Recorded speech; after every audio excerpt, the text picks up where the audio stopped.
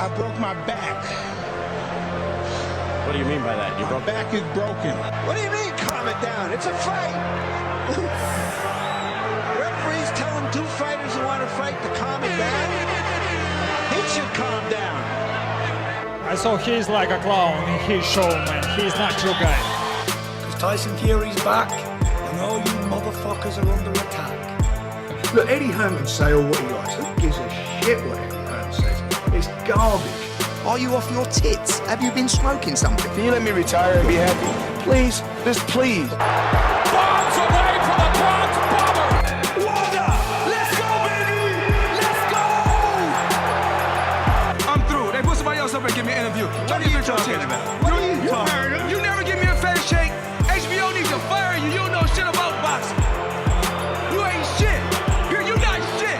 I wish I was 50 years younger and I'd kick your ass. I got dropped, man! Are you kidding? No, you won the fight. OMG, I am so excited. Any of you radio personalities think you want smoke? Call me Mr. Chimney. I want smoke. Hello, what's up, MCR family? Another daily edition of the show, and kind of like a special edition because it's like 2 days before Christmas. You know, happy holidays, everyone. Happy Hanukkah. Merry Christmas to everyone out there. We won't do another show till after the holidays. So after Christmas, probably Wednesday, Thursday, Friday, we might have another show. But most likely, maybe not that as well. We won't have a show till Saturday for a live fight chat or a post-fight show with me and Gary for the Gervonta Davis card, which we're going to break down today as well. But a lot to get to on today's show, breaking down all of this last weekend's action, previewing all of the upcoming weekend's action, all of the news in the boxing world will be broken down live today on this show. Obviously, call in 323-870-4051. Call in on Skype, Mix Combat Radio if you're an international caller. Also, join us on Patreon, patreon.com/Mix Combat Radio to help support the channel in any financial way. And I am Matt, the Hipster Hunter. And like I said, this is a special edition show. Because before we even get started, Gary, are you an Illmatic or a Stillmatic guy? As a Nas fan, because for those that are just tuning in, obviously, and didn't hear us before the show started, because you can't, we were listening to Nas, and Gary is a Nas fan. For those that don't know, that's why he hates Jay-Z. Gary, that's not why I hate Jay-Z. I don't hate Jay. I hate. It's part of the reason. It's part of the reason. Wow. Okay, so I want to put this out. So It Was Written, greatest rap album ever, and then tied for second is Illmatic and Stillmatic. But those are the three greatest rap albums ever, period. Mm-hmm. Not true, but okay. It Was Written is the best one. It's not true. That was the one in between the two of them. I guess you know that. You know that. Matt knows that. Yes. Great album. I would not put it above Illmatic, in my opinion. I'll put Stillmatic at number 3. Those are the best three. I don't care. It's like Holmes, Ali, and Lewis. I don't care what order you put them in, but those are the three best. Dwayne in the chat is correct when he says it's Illmatic. And that's true. That is the best album of the group. I mean, every song on that album is flawless in terms of production, rhyme schemes, lyrically speaking. It's an amazing album. Stillmatic has some misses, and It Was Written has some misses in the album. That's why. But digressing. It's probably Illmatic. It Was Written 1, Illmatic 2, and Stillmatic 3. Now, you're talking about there are some songs that aren't. Stillmatic was just more influential at the time because, not really influential, how should I say this? It was more impactful because of the Jay-Z beef. Yeah. That's why. Like, it was felt more, it was a bigger album than Illmatic. Illmatic was a little bit of a backpack rapper album in a way. But digressing from that, let's get to the boxing of the day. Gary, me and you, I was hoping Rob was going to be on the show. He can't. Holidays, it is. Everyone's busy.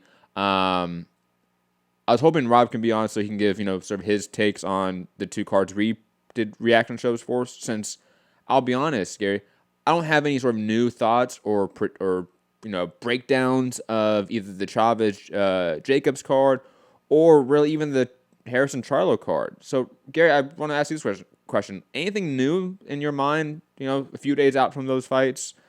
Anything that's, a talking point, a narrative that you think is not being talked about enough, that a fight that's being underutilized or underserved of all this, anything that comes to mind from those two cards that we really didn't break down and cover live in our reaction shows?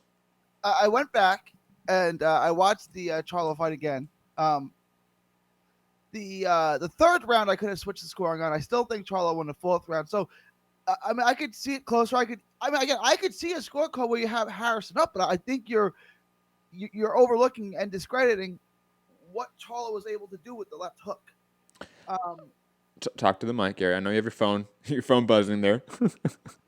Charlo had a ton of moments throughout the fight with the left hook. Now Harrison was landing shots too. I thought again every round was pretty close. Like I'm not like you're not going to be able to sway me off that position. I thought every round, the only round that wasn't close was the second, and then Harrison got knocked down. Right, so it goes to Charlo for a 2-point round because Harrison was winning that round big up until that point. Which I want to ask you about scoring in a fight like that, where one guy wins 2 minutes and 50 seconds of a round, and then gets dropped, where he's not noticeably hurt, just knocked down, he gets up, he's fine. It becomes a 3-point swing, right, from 10-9 for fighter for the A, other way to yes. Yeah, it's a 3-point swing. Is that too much? Should it simply go to a 10-9 round for the other guy, or a 10-10 round? I've always been of the mindset that like a more liberal use of the 10-9 system, the 10-point must system, is a smart thing to utilize and experiment with. But I think like the underlying foundational issue of judging is that a lot of these judges, in my opinion, are not really educated on boxing. To be honest, there's no real training program that these guys go through. From what we know, Gary, a lot of these judges are related to other people in the industry.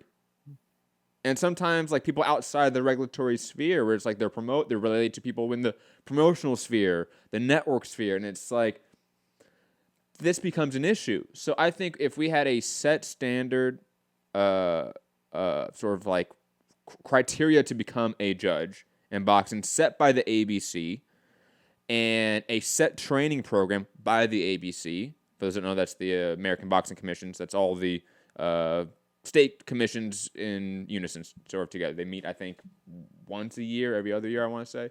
But digressing from that, I think a uniform, consistent, across-the-board training program and set requirements to become a judge is a must. Then after that, yes, absolutely, we need more liberal use of the 10-point must system. Even maybe experimentation with a half-point system. I mean, just get calculators, guys. This isn't that hard. I think that would be something that I would try to do, absolutely. But for a fight like Charlo Harrison, that becomes a fight where like your preference becomes an aspect of the scoring. Because Harrison, regardless of those CompuBox numbers, and we might talk about CompuBox in a minute for the shade they threw at Terrence Crawford on Twitter, weird. But those numbers were reversed, in my opinion. Like, Harrison was outstriking Charlo significantly. He was landing more shots, especially in the middle part of the fight. Landing more jabs, landing more shots to the body. He was more active. Plus, he was walking down Charlo, which is the sort of the common aggressive fighter. You're the guy walking your opponent down, you're pressing him. You have Charlo, surprisingly in this matchup, being the counterboxer, landing single shots that are hard shots. What do you value? What do you think is more effective? What do you think is more damaging within a round? Is it that one one left hook from Charlo that's a counter, one right hand that's a counter from Charlo, or is it the 3-punch combination with the left hook to the body by Harrison? Equal that out in your mind. You can't. I mean, it becomes an issue of preference and subjectivity. It has to, because there's no real equation for what these punches equal out to in terms of the scoring system. It's automatically a subjective system. So we have to, at some point, understand that and accept it, that our scoring system is never going to be as consistent as stick and ball sports, because putting a ball through a net and we count that as like a point. We can't equate this to that. So we have to, I think, on a sort of a threefold system, fix and sort of clean up the regulatory side of it to make it more streamlined, more consistent when it comes to judging and judges. 2, more liberal use of the 10-point must system is just a must, and also experimentation with the 10-point must system, I think, is a must. And also, we as a fans have to accept that on some level, these close fights are close. And due to your worldview, your bias towards fighting and what you value in fighting, you're going to view these close fights in a different way than me or you. If anyone out there listening. Like, that's just how it is. Like, me and Gary have very different opinions on the scorecards for this fight. But I think we also have a very similar overall assessment on the fight as well. So at some point we have to get over like the fact that like you and I disagree about round 4. Because that doesn't really fucking matter at the end of the day. You know what I mean? And to a broader sense, like for the fandom, at some point you need to get over some of these scorecards. Not all of them. Some of them are bad. But some of them are chalked up to, hey, this is the game that it is. Like, this is just the subjective nature of scoring. But I don't know if that really answered your question. I hope it did.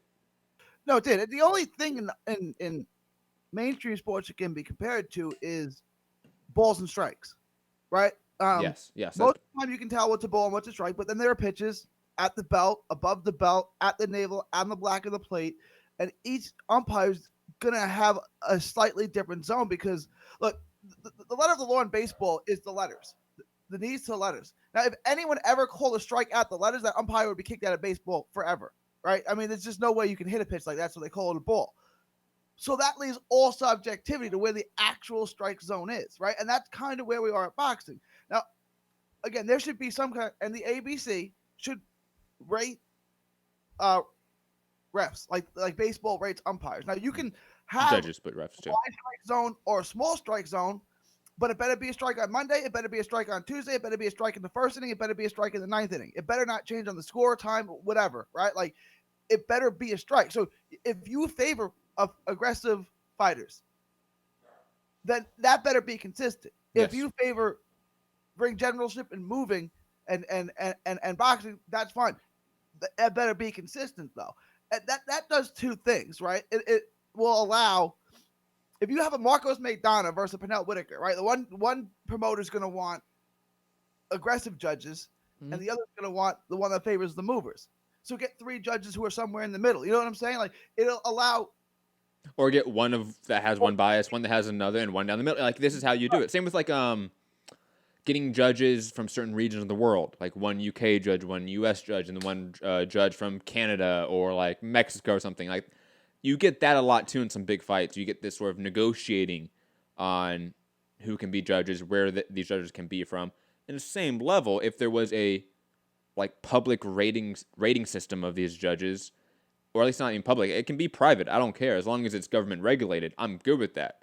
You know, like at least have something there to have a consistency in these judges. And if there's not consistency, that's when, like you said, Gary, you pull them out.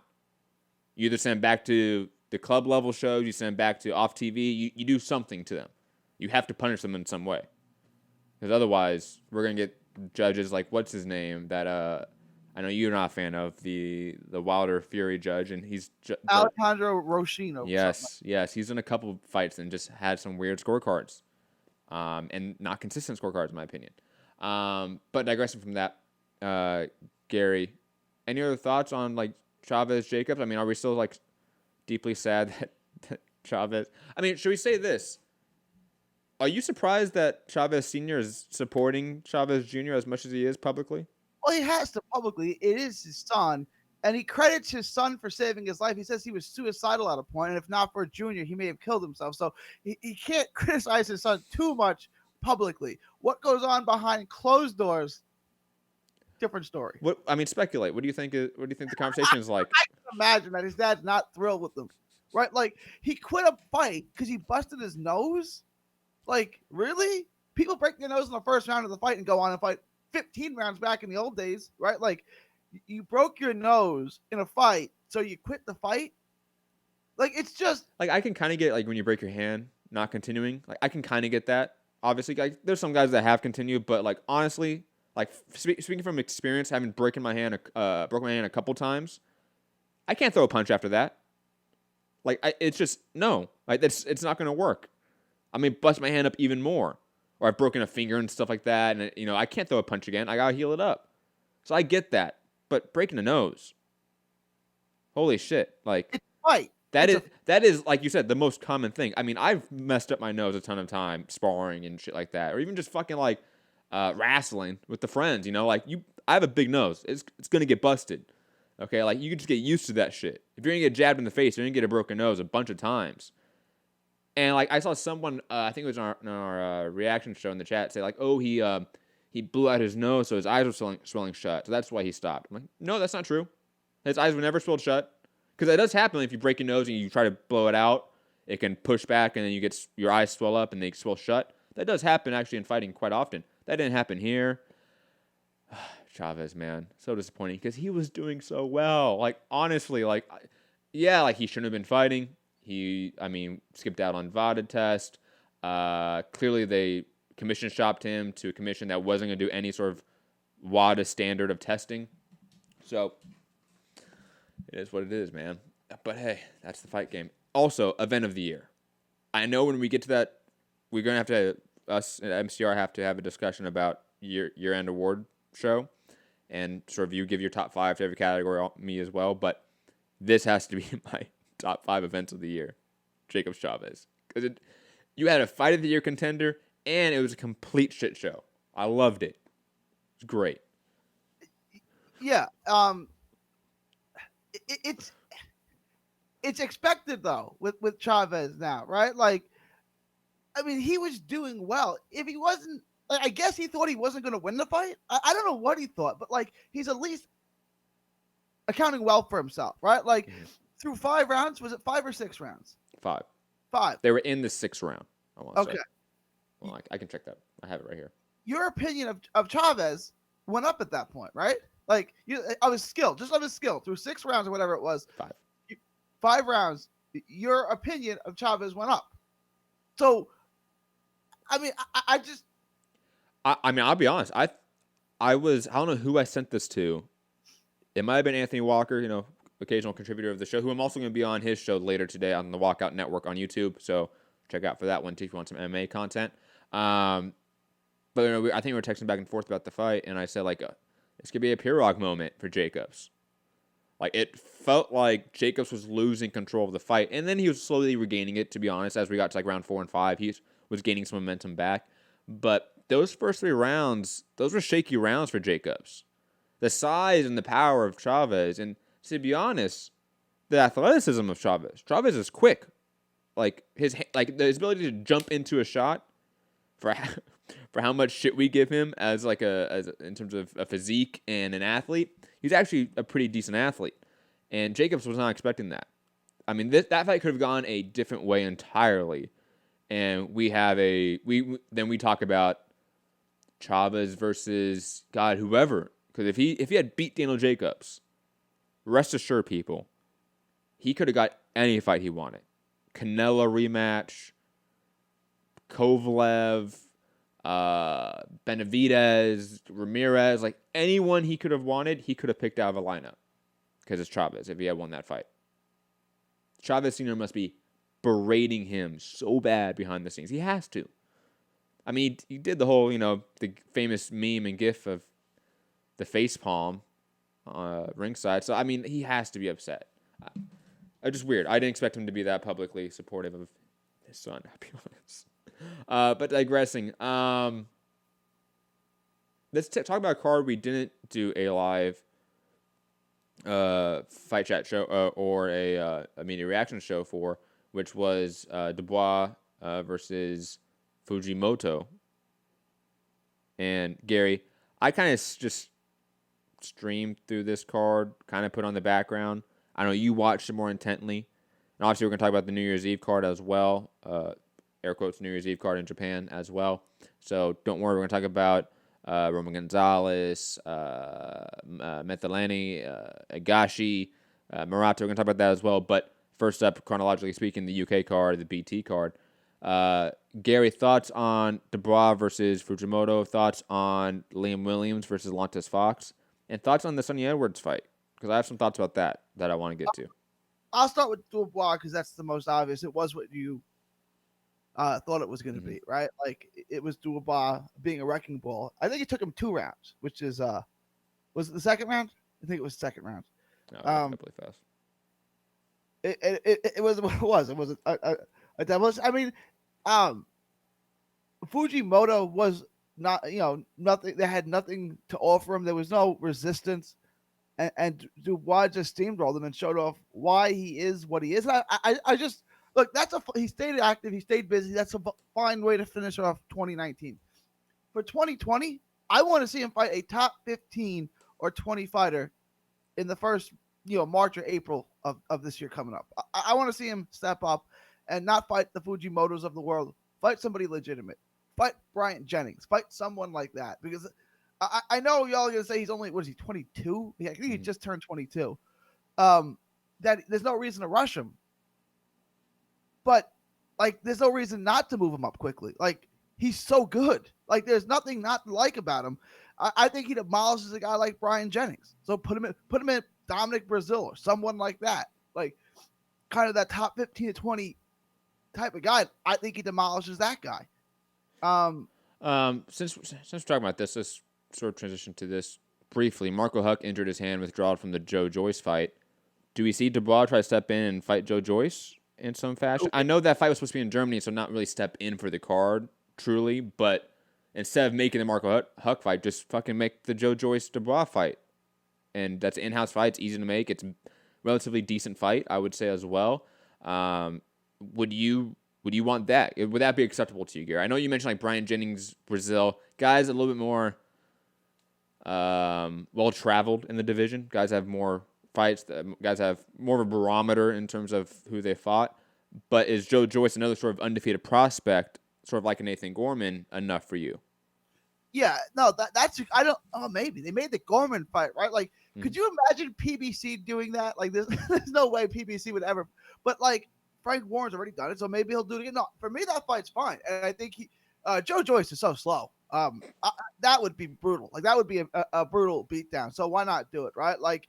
You're gonna damage Joyce a little bit in that, but Joyce isn't that good, and you're gonna build up Dubois to an elite heavyweight because he just destroyed Joe Joyce. So. Yeah, I would do it. Because what do you think Joe Joyce's ceiling is? This, right? He's not good. He's not bad. Well, no, it's not even that. It's also a factor he's just older, than a lot of the heavyweight prospects that come into it, because he was a amateur for so long, late starter as well. And he's 33, 34 years old already. He's already in his mid 30s. He's not the greatest athlete. Decent cardio, but not fast, not nimble, no lateral movement whatsoever. We talk about AJ being robotic and slow. Holy shit, have you guys seen Joe Joyce? Let's be honest here. So I think this is really it. But his ceiling is still decent. I think he's above a club level, obviously. I think he's even above a domestic level in a way. I could see Joe Joyce potentially beating a guy like Brian Jennings, for example, or Dominic Brazil. But those are also borderline top 20-ish, top 25 names nowadays. I think Jennings would be too athletic for him. Brazil, now that would be a matchup of bad heavyweight. So he could win that one. Gerald Washington, Gerald Washington. Although Washington might be too athletic for him too. I'm just saying it. And I'm not high on Washington. Charles Martin, he beat. There we go. Let's do that fight. He could beat that level of opponent. I'm not saying he will, I'm just saying he could beat that level of opponent. But could he beat the Joseph Parkers of the world, the Pulevs of the world, the Monakis of the world, the Jerry Millers of the world? Probably not, if I have to guess, to be honest. I don't really think that's a possibility or even a probability. I just don't think it's likely. But Dubois, like you said, he seems like the golden goose. He truly does seem like that, once in a generational sort of talent, because there's no one else that's sort of his age, his level of prospect right now at the heavyweight division that looks as good as he does. So he's the next guy, so to speak, to contend with the top guys. It might take him another year or two to get to the top 5 of the world, but I think he can do that. Joyce, no. And like I said, why not just cash out Joe Joyce in a way? You don't, even though he probably will still keep fighting, but in a sense, you're going to hurt his overall potential. But then again, maybe if he gets a loss under his resume, it's easier to make fights as a B-side for some of these guys. You know what I mean? If Dubois goes out there and, let's say, knocks out Joe Joyce in, let's say, 6 to 8 rounds, I could see guys on the comeback wanting to fight Joe Joyce. Older, heavyweight, guy that has a Olympic silver medal, had some hype, had some push behind him. Why not go beat him as a sort of comeback tune-up fight, whatever it may be, for the top 5, top 6, top 8 of the world? I could see that happening as well. So it could be, honestly, a win-win for Frank Warren to actually make that fight. Because if Joe Joyce loses, he might actually be in a position to make him in bigger fights than he was before. Because no one really wants to fight Joe Joyce right now. So have him take an L, and that boogeyman status from him for some reason is gone. You can match him up easier. And the other name is Huey Fury.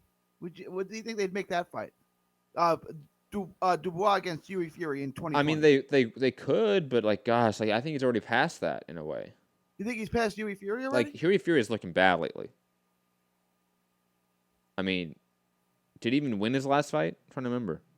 Well, his last fight was Povetkin, wasn't it? He lost to Povetkin. Yeah. So no, he beats Huey Fury. Speaking of Fury, Tommy Fury. Tommy Fury fought on that card. I didn't watch the fight. Did you watch it?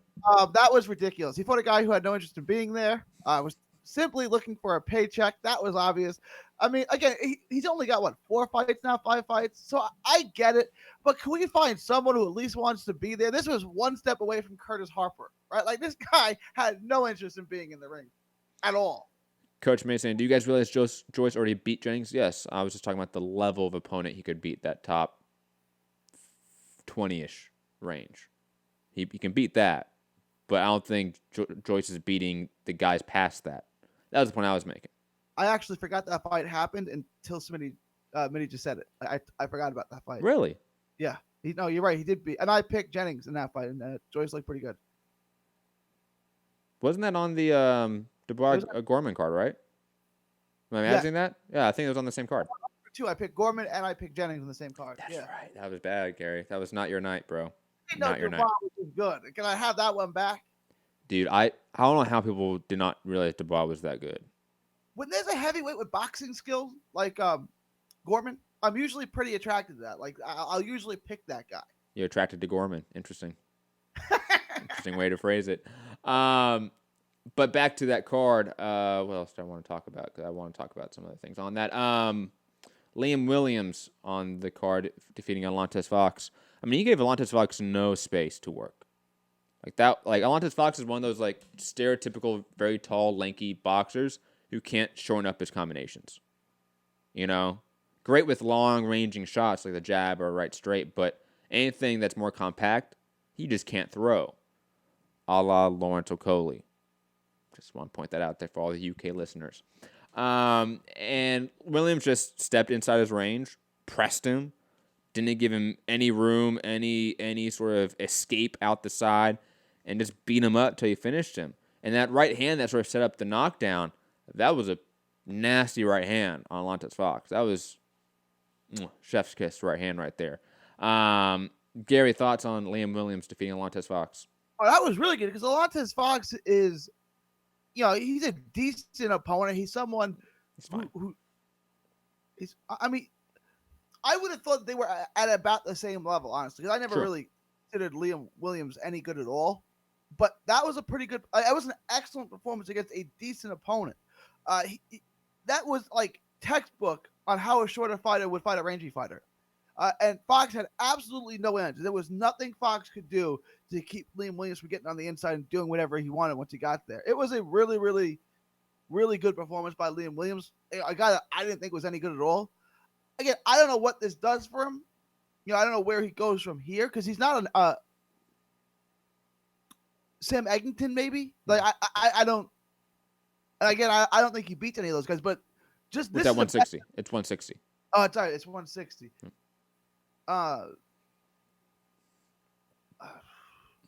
Eubank Jr. Nah, wrong side of the street, man. Side of the street. I mean, honestly, guys that would probably be more in his sphere, like Murata, who fought also on Monday or today, who we're going to talk about.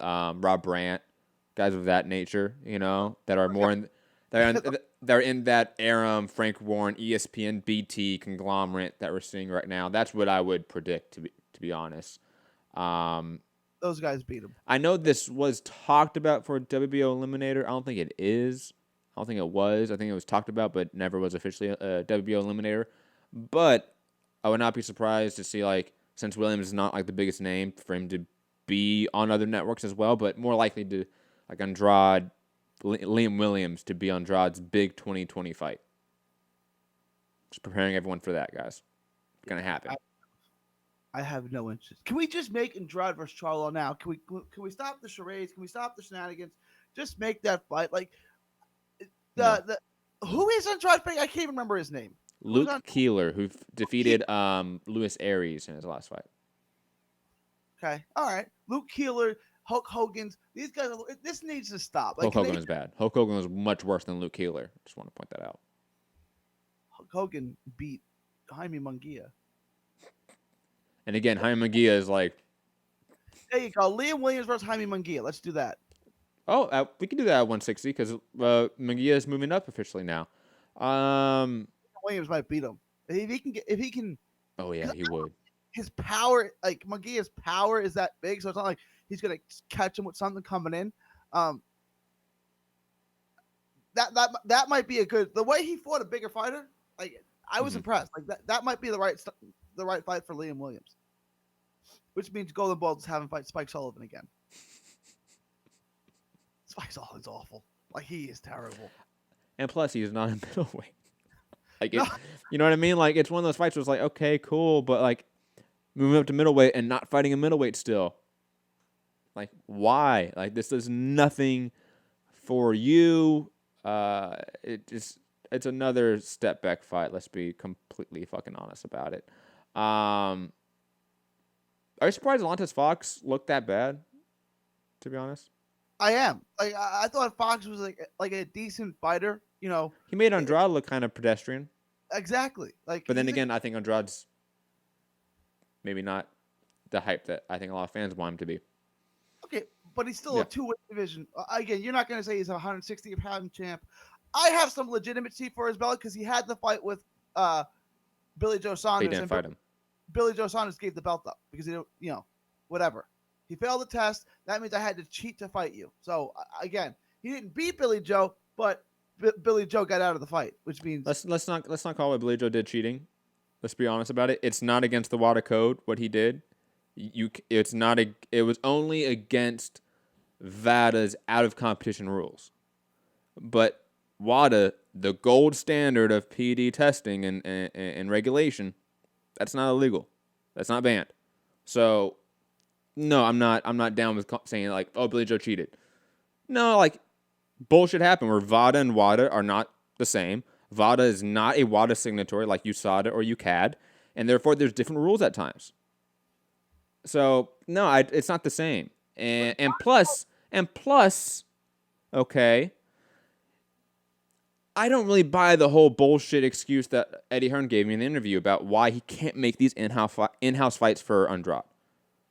Okay, Triple G's there. Why is that unification not being made? We're going to have Murata, who they're calling, by the way. That mandatory is not being called. They're asking for it, a la Crawford Kavalauskas. Like, you could have similar to what we're going to talk about later on down the line with, like, Danny Garcia and Udonis Ugas. These are unnecessary tune-ups in between fights for the obvious fight down the line that's maybe going to happen. Just fucking do the fight. You've already had a tune-up in the last 6 months. Why are you doing this again? And Triple G might say, oh, it wasn't a tune-up. I went life and death with Derevchenko. Motherfucker, you shouldn't have. Okay? You should not have gone life and death with him. So guess what? Get over it and fight Andrade. You're going to take what? Up to 9 months off from that Derevchenko fight. You've healed up. Fight Andrade. Danny Garcia, Udonis Ugas, fight. Don't fight these other tune-ups that we don't need to see. So, in the same point, Andrade, Triple G, those are in-house. That's an in-house fight. It's a unification. Why not make that? Like, besides the point of Charlo, which I think that fight should be made, Triple G's in-house. That's a bigger fight for DAZN. Let's be honest about it. It is. It's a bigger fight for Andrade as well. So I just don't understand this at all. And if it's Triple G not wanting it, Well, guess what, DAZN? You're already overpaying this guy. Pay him a couple extra million to fight Andrade. Like, figure it out. Here's the thing. DAZN wants the Triple G Canelo fight. Never happening. I agree. But you can't tell them that. They already paid for it, kind of, so to speak. You know what I'm saying? I don't need to tell them that. Canelo is telling them that. I get it. I agree with you. It's not happening. All right? It's not unless Triple G does something spectacular and destroys, someone in the first round and everyone's calling for it again, then maybe it'll happen. But that's not going to happen. So the fight's not going to happen. But they've already paid for the fight, so to speak. So they're convincing themselves it's going to happen. If Andrade beat Triple G, which would happen. I don't think it would. Did you see Triple G versus Derevyanchenko? Derevyanchenko's not Andrade. Very different style of fighting. Night and day different, right? Night and day. I get it. I'm just saying that guy that fought Derevyanchenko is shot. Did you see Andrade versus Jack Coquet and any of his fights? I've seen all of his fights. Yeah, they all look the same. Walter Katendokwa. Point. He has some success in the first 3 rounds and just gets into gets into a Josh Kelly zone. Andrade is a Josh Kelly that is actually better than Josh Kelly. You know what I mean? But a guy that just does not get out of his groove when his groove and his flow and his style is detrimental to the fight at hand. But anyways, digress from that point. I was just kind of trolling. I think it was the one he won his belt in. The white kid from California who trains with Freddie Roach, who's from Romania. Talking about Andrade? Yeah. At 154? Yeah, at Martirosyan. Yeah, right? Martirosyan, yeah. He was crazy guy. And he might have gave away so many rounds just being lackluster that he might have lost the fight, right? I know that seems weird because he dominated the fight so early, but go watch the second half of that fight. He may have lost every single round because he just had no interest in the fight. That's the kind of guy that Boo Boo is, right? Boo Boo was outclassing him, and it's just kind of lulled himself to sleep. It's wait a second. You've lost all of these rounds, and this fight's really close now, in a fight that should have never, ever been close. But, Matt's right in the sense that, Boo Boo comes out, he looks great the first couple of rounds, and then he just does what he does. And, if you don't know what that is, watch his fights. It's clear as day. He just gets into cruise control, and, he shifts into gear 1 and just stays there. He's driving 5 miles per hour down a 40-mile-per-hour lane. Which is why I would pick Charlo to stop him at some point, because I think he gets lackluster in Charlo. But I guess by that logic, I should also pick Triple G to stop him too. Yeah, I think Triple G got outgunned by a younger man, similar to the Canelo fight for a way with Derevyanchenko. He got outfought in his game because he's older now. But if he's allowed to just box, I think he's such a sensational boxer, even though he's not really flashy, that you could out-jab Andrade, outland him, and win a point decision. Absolutely. I could see Triple G doing that, without a doubt. Almost look not to the same degree and not be a fight of the year contender like Triple G Canelo, the first fight, but kind of that where you see a guy wanting to be on the back foot and counterbox with Triple G, but Andrade's far more inefficient than Canelo. But I digress from that point. What else do I want to talk about this? Oh, let's talk about Sonny Edwards on this, circling back to the BT card. What are your thoughts about Sonny Edwards? Yeah. I feel like Josh Kelly's going to be a metaphor we're going to use a lot now for fighters. I was going to say Andre type performance. It was... he got dropped. It was kind of like Tyson Fury-esque, where he's boxing great, he's winning rounds, and then he just gets nailed. It's guy, what? What are you doing? No, he got up and it was fine. But, again, Rob told me I was going to like him. I see the skills in him. He's a good boxer. He's pretty quick. But I don't know that there's anything I don't know if he's going to be a world level guy. Yeah, I'm not sold on Sonny Edwards at all. I did not see the Archie Sharp fight, but I wanted to see Archie Sharp. I've always liked him as a fighter, even if he is just a domestic level guy. I do like his style. And the rest of the card I just have not been able to watch, like the Tommy Fury fight, for example. Potential lunatic saying Sonny is going to get chin when he comes up against a puncher. Yeah. Is because he gets lax. He's a great boxer, so it's he's a good. He's a good. He has talent. Don't get us mistaken here. He has talent. I just think that he has no sense of like tactics. You know, like he understands like how to like over a long period of time how I'm going to break down an opponent.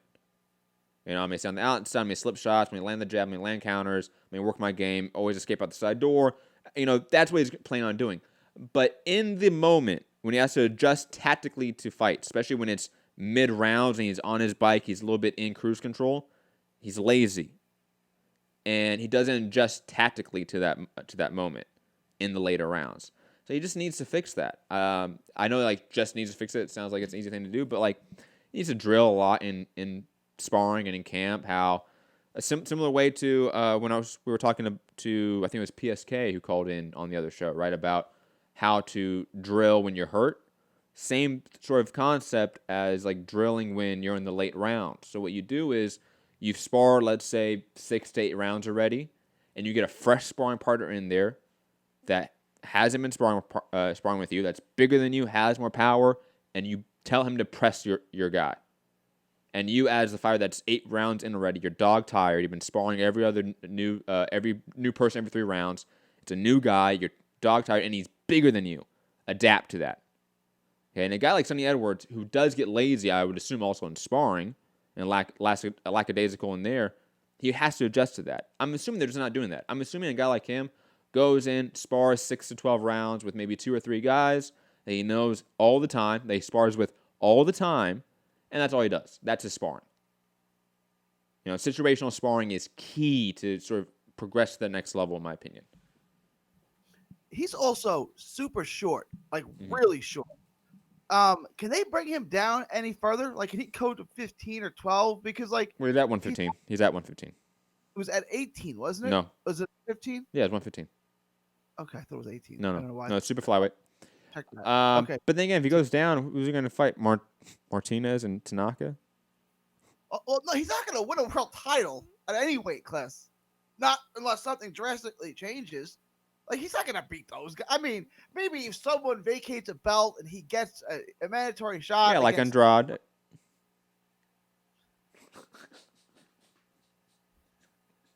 Yo, I bet Andrade fans hate me. Good thing there's no such thing, because I never see them in the chats. And when he had a homecoming fight in Providence, there were 12 people there. So, yeah, that's true. Yeah, you know, Providence is a great city, best Italian food in the country. That being said, it's not a fight town. Don't put fights there. Like, just put it in Boston. Boston's less than an hour away, right? I would assume so. Just like, I mean, Connecticut, Rhode Island's all like it's a 40-minute drive across the state. Like, it's not that long. Let's be honest about it. It takes me longer to drive across LA than it does to drive across Rhode Island or Connecticut. Yeah. Like, duh. Moving on, let's talk about briefly the Fox card. Harrison Charlo. It did the Fast Nationals, which is like the overnight number. Doesn't include DVR. Doesn't include anything like that. Did an average of 1.415 million viewers, which is actually the second highest of the PBC on Fox events of this year. Kind of surprised by that number, to be honest. That the only one that this quote-unquote sort of lost to was the first January event, which I believe, oh gosh, what was it? Was it the Sean Porter one? You're muted, Gary. Oh, Sean Porter versus Ugas. Was that it? I think so. Okay. I think Thurman was later. I think, well, it could have been Thurman Lopez. I'm gonna look that up really fast what the January date is. But it did a very healthy numbers. Again, the second highest Fast Nationals of all the PBC Fox events of the year. Gary, are you surprised that Harrison Charlo 2, being sort of a weak card, a fight where the first fight wasn't exciting, sort of overperformed in a way?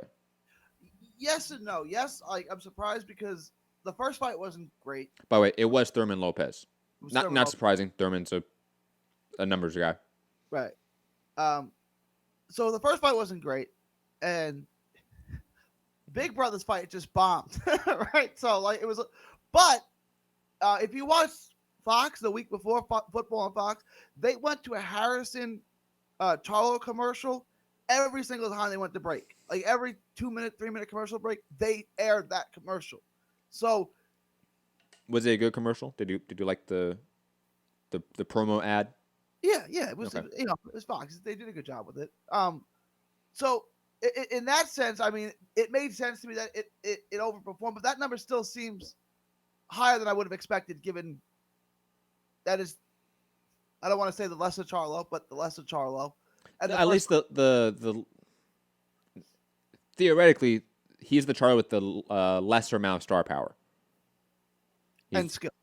I mean, besides that point, just from a pure like drawing perspective, Jamal, historically speaking, has always been the bigger draw from a TV perspective, from a gate perspective, and that flipped in this last event, where, like you said, Jamal Charlo Hogan was a bomb. I don't know what the attendance did. I forget. I was there. It wasn't good. I hadn't seen a number, but it was at the Barclays, so the top bowl was completely closed off. Yeah. It only had the main bowl, and that was half empty. So I would say 8,000 probably. And I'm assuming that even though the numbers TV-wise for Charlo Harrison too were decent, the attendance-wise in Ontario, California, probably not the best. Gonna assume that. But I mean, is this more of a product of Fox versus Showtime than it is like which Charlo is now a bigger draw? Like, is it just Fox has been a real consistent property, putting out consistent numbers, overall, and Charlo's a guy that's been featured a lot on Fox. Like you said, it's been marketed a lot on Fox, while Showtime is a network that has far less reach, far less marketing push on fights, and just doesn't have the fights. Period. Is that the issue, Gary? Well, Fox has the fights, but Charlo is the big.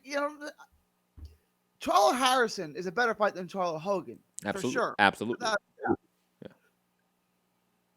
Charlo is Jamal Charlo.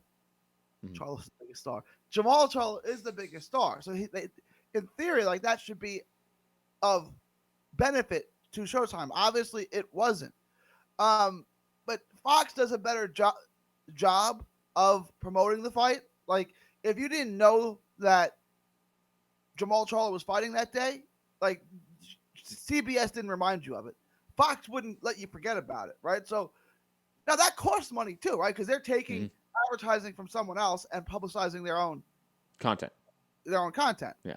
So there's a cost to that, but like I understand Fox is going to do a much bigger number than Showtime. No, that's not what I'm saying here. I'm saying like 7 times as much, right? Like it shouldn't be that much better, and it literally was 7 times as much, 1.4 million to 2. I think we talked about it on the show. We talked about the numbers, the viewership for Charlo Hogan.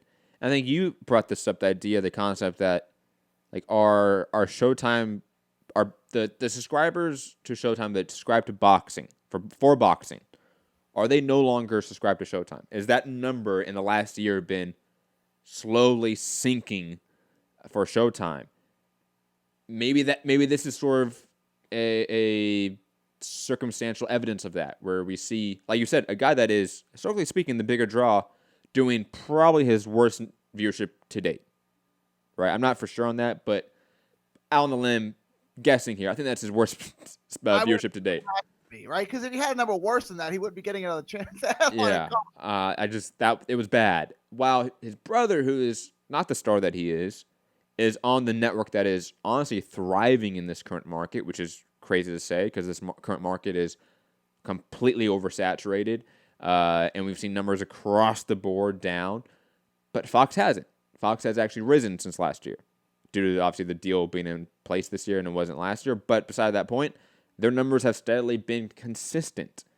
Showtime has been steadily dwindling, except for the maybe Gervonta Davis fight here and there, which does a mediocre number of 400 to 500,000 viewers average. We're going to talk about his fight coming up in a second, but now that we've been talking it out for the last 15 minutes or so, I think that's a massive issue here and a massive storyline that's going to go into 2020 is Showtime boxing. What's happening to it? Because clearly something is. And it could be for a variety of factors and reasons as to why we are seeing this diminishing return for Showtime boxing. Gary, any other thoughts on Charlo Harrison? No, you want to talk about what Charlo goes next? And probably fighting J-Rock? Yeah, I mean, we sort of broke it down on Saturday. I think it's a fight they were talking about the most on the telecast that leans me to the idea that Fox and or PBC is pushing for that matchup next. You have J-Rock, who has only had one fight last year, getting a tune-up in January. You could theoretically, if J-Rock doesn't get cut or anything like that, have that the Charlo J-Rock unification in March of next year.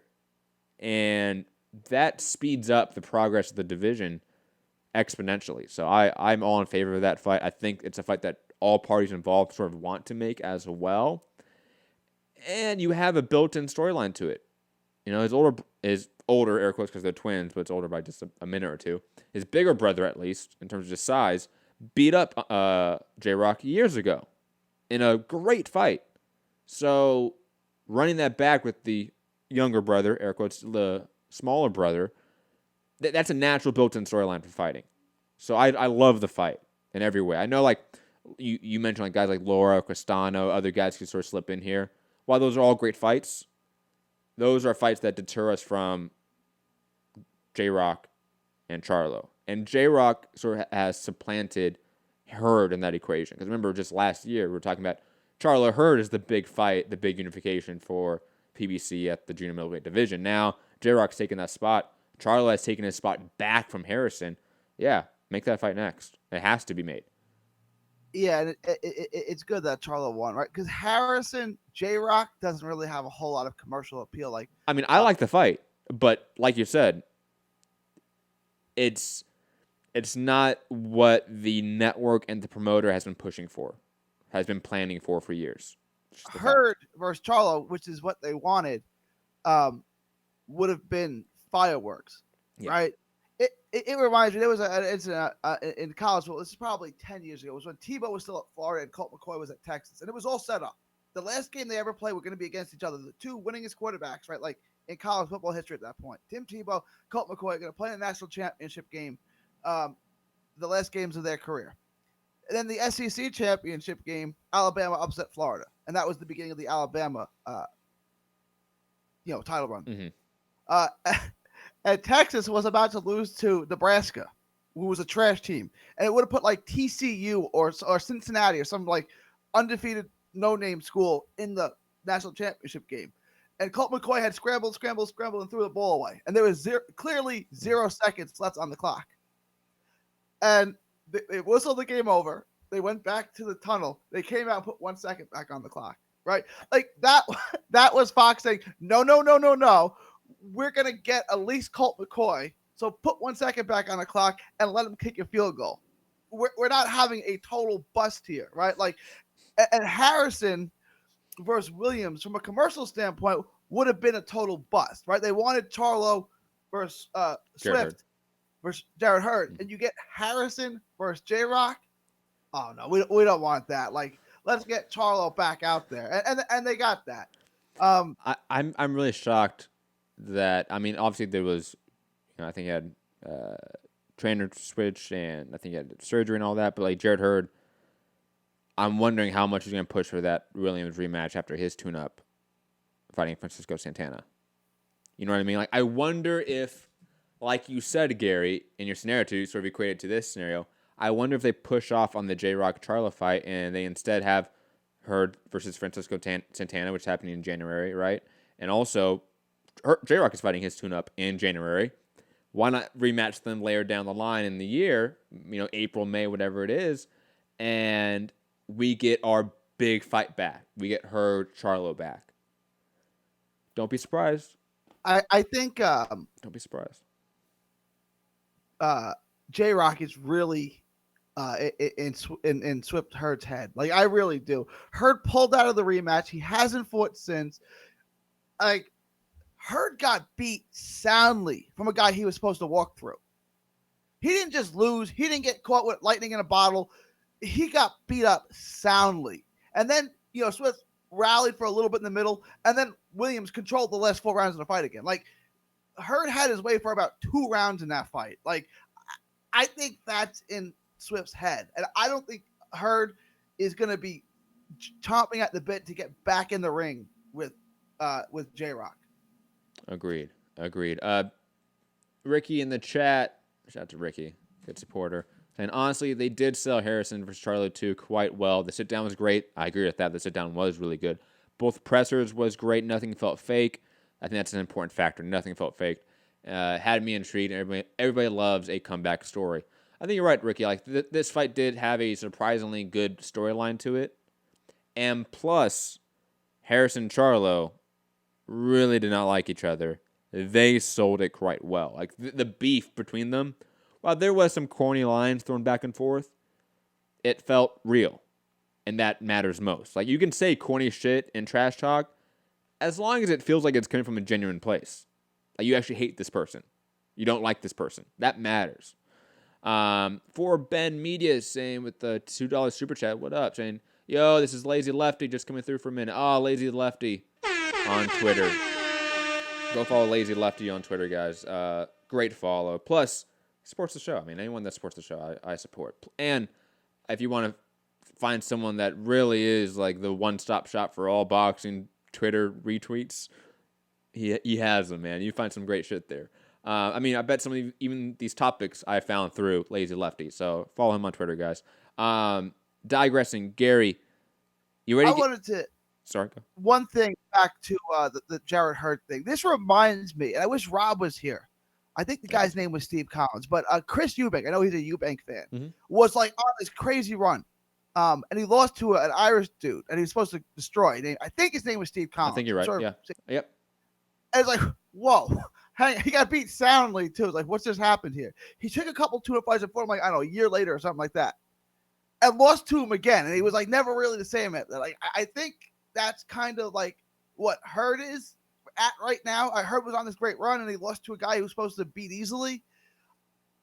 I wouldn't say duck him. I would just say make another fight if you can. Like, fight someone else. Like, that guy might be your kryptonite. Because I never really thought J-Rock was that good. And in that fight, he looked incredible.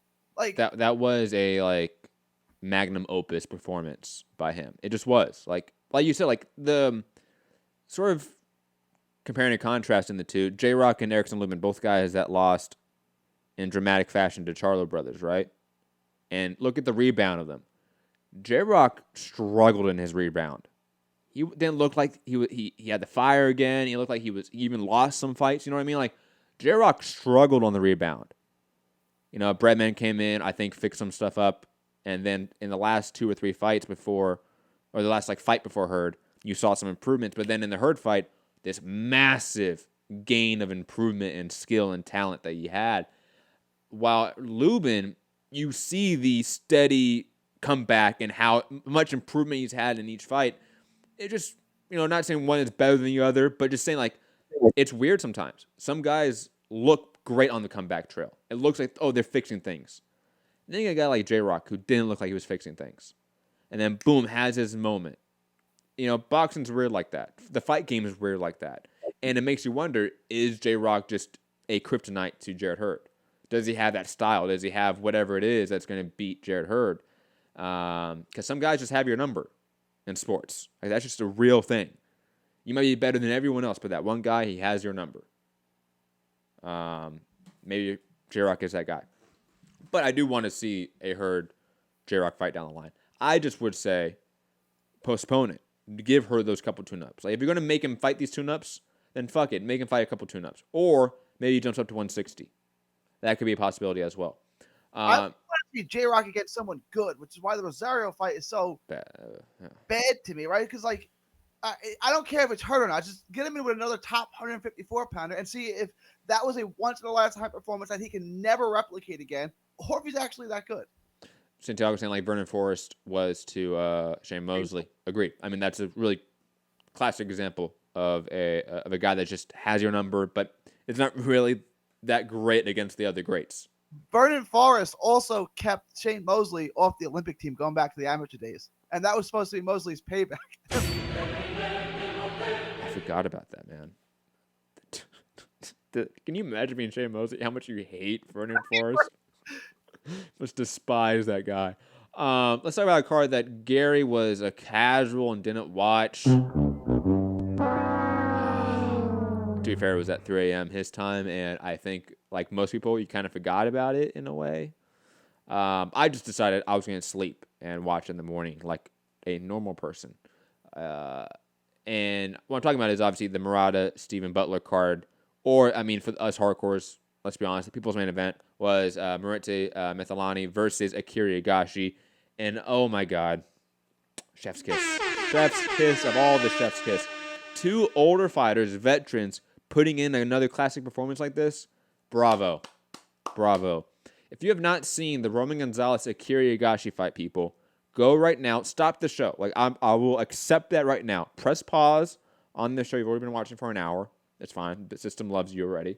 Go and watch the Roman Gonzalez-Akira Higashi fight. Please. Please do that for your soul, for you as just a cultured human being. You need to watch that fight. And if you're like me and you watched that on a stream when it happened way back in the day, and you now are watching it all these years later, you're still watching Akira Higashi, you're still such a fan of him, and he puts on this sort of gutsy performance against Mithalani. I mean, truly impressive. Like, it's almost like Donaire coming back and finding that, like, the what's the term? The fountain of youth, and having a great performance against Inoue.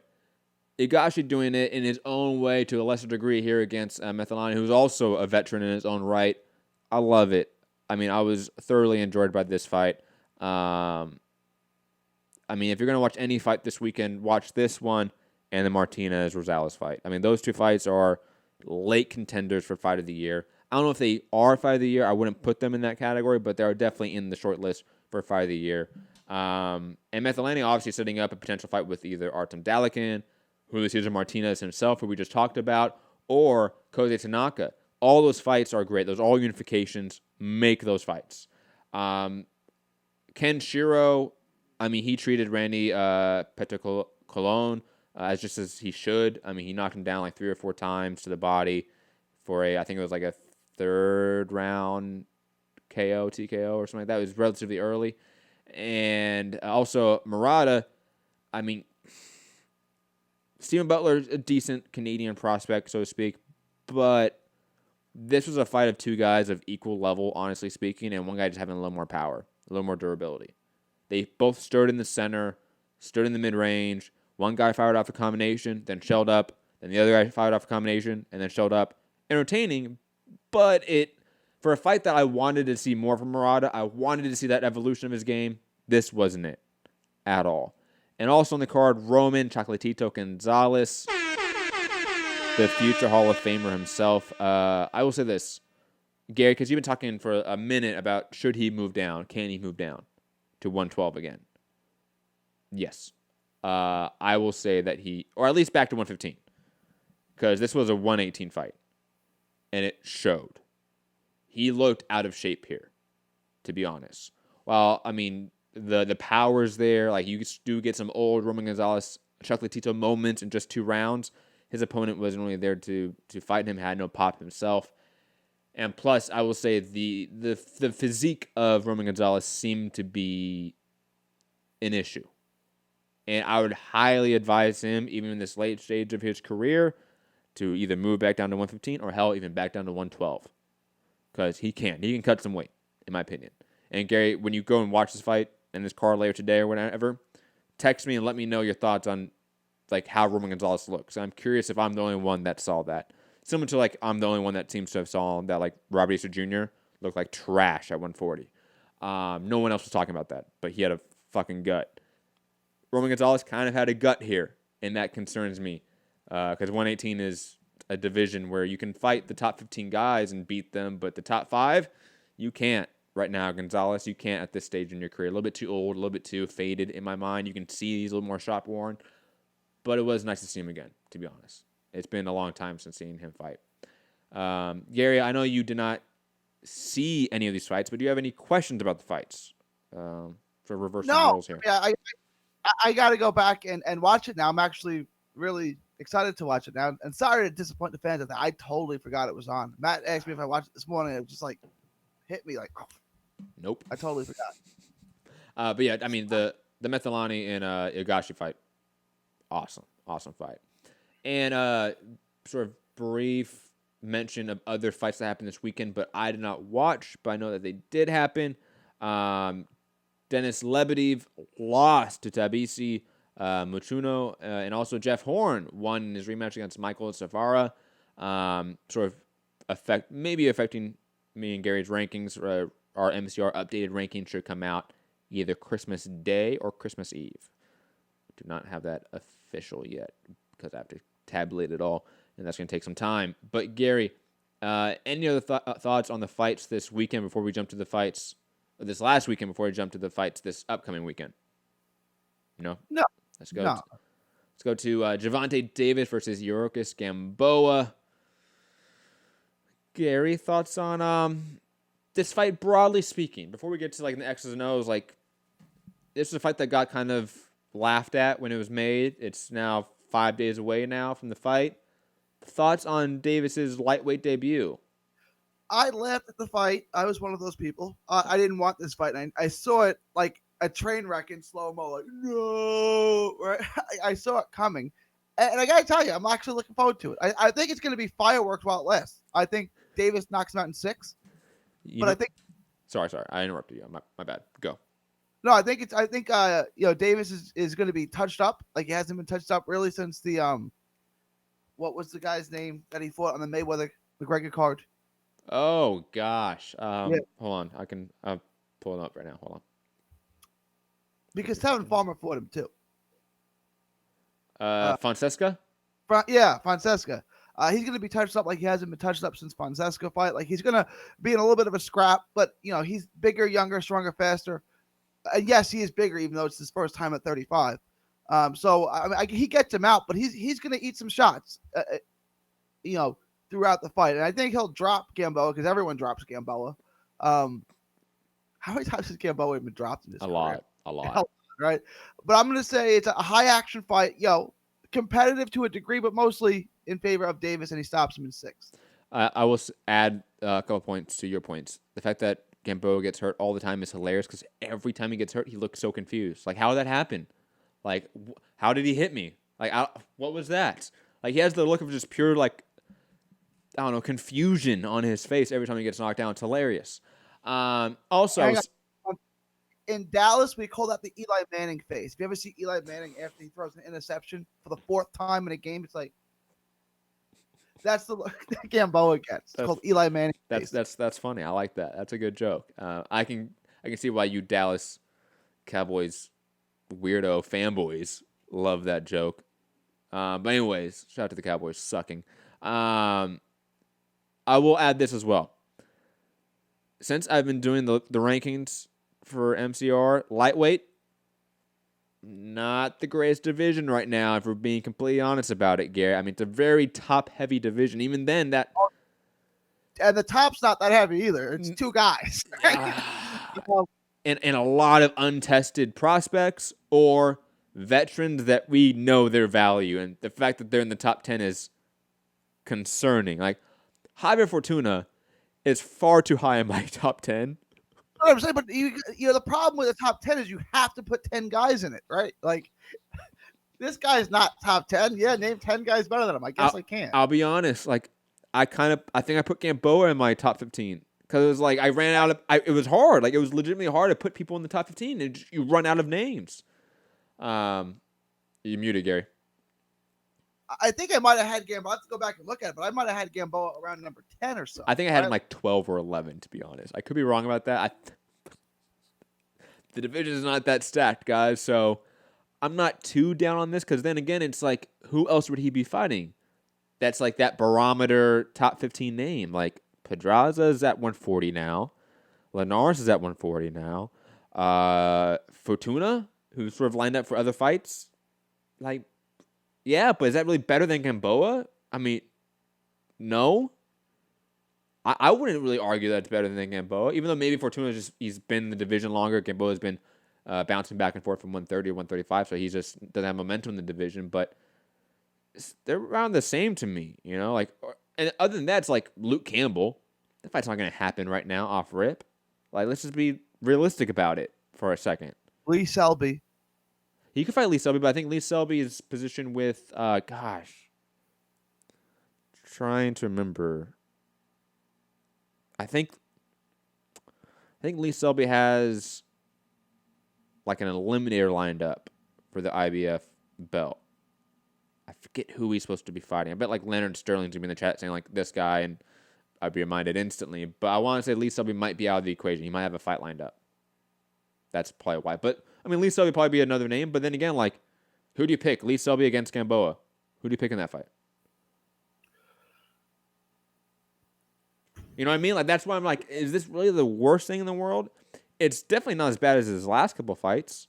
No, he fought a 122 pounder. We used to make fun of fighting featherweights. He fought Ruiz, Hugo Boss Ruiz, who is a career 122 guy. It's like, oh, this has got to stop. But he did knock him out in the first round, right? Yeah, I think so. The second round, something like that. So I'm not too down on this, to be honest.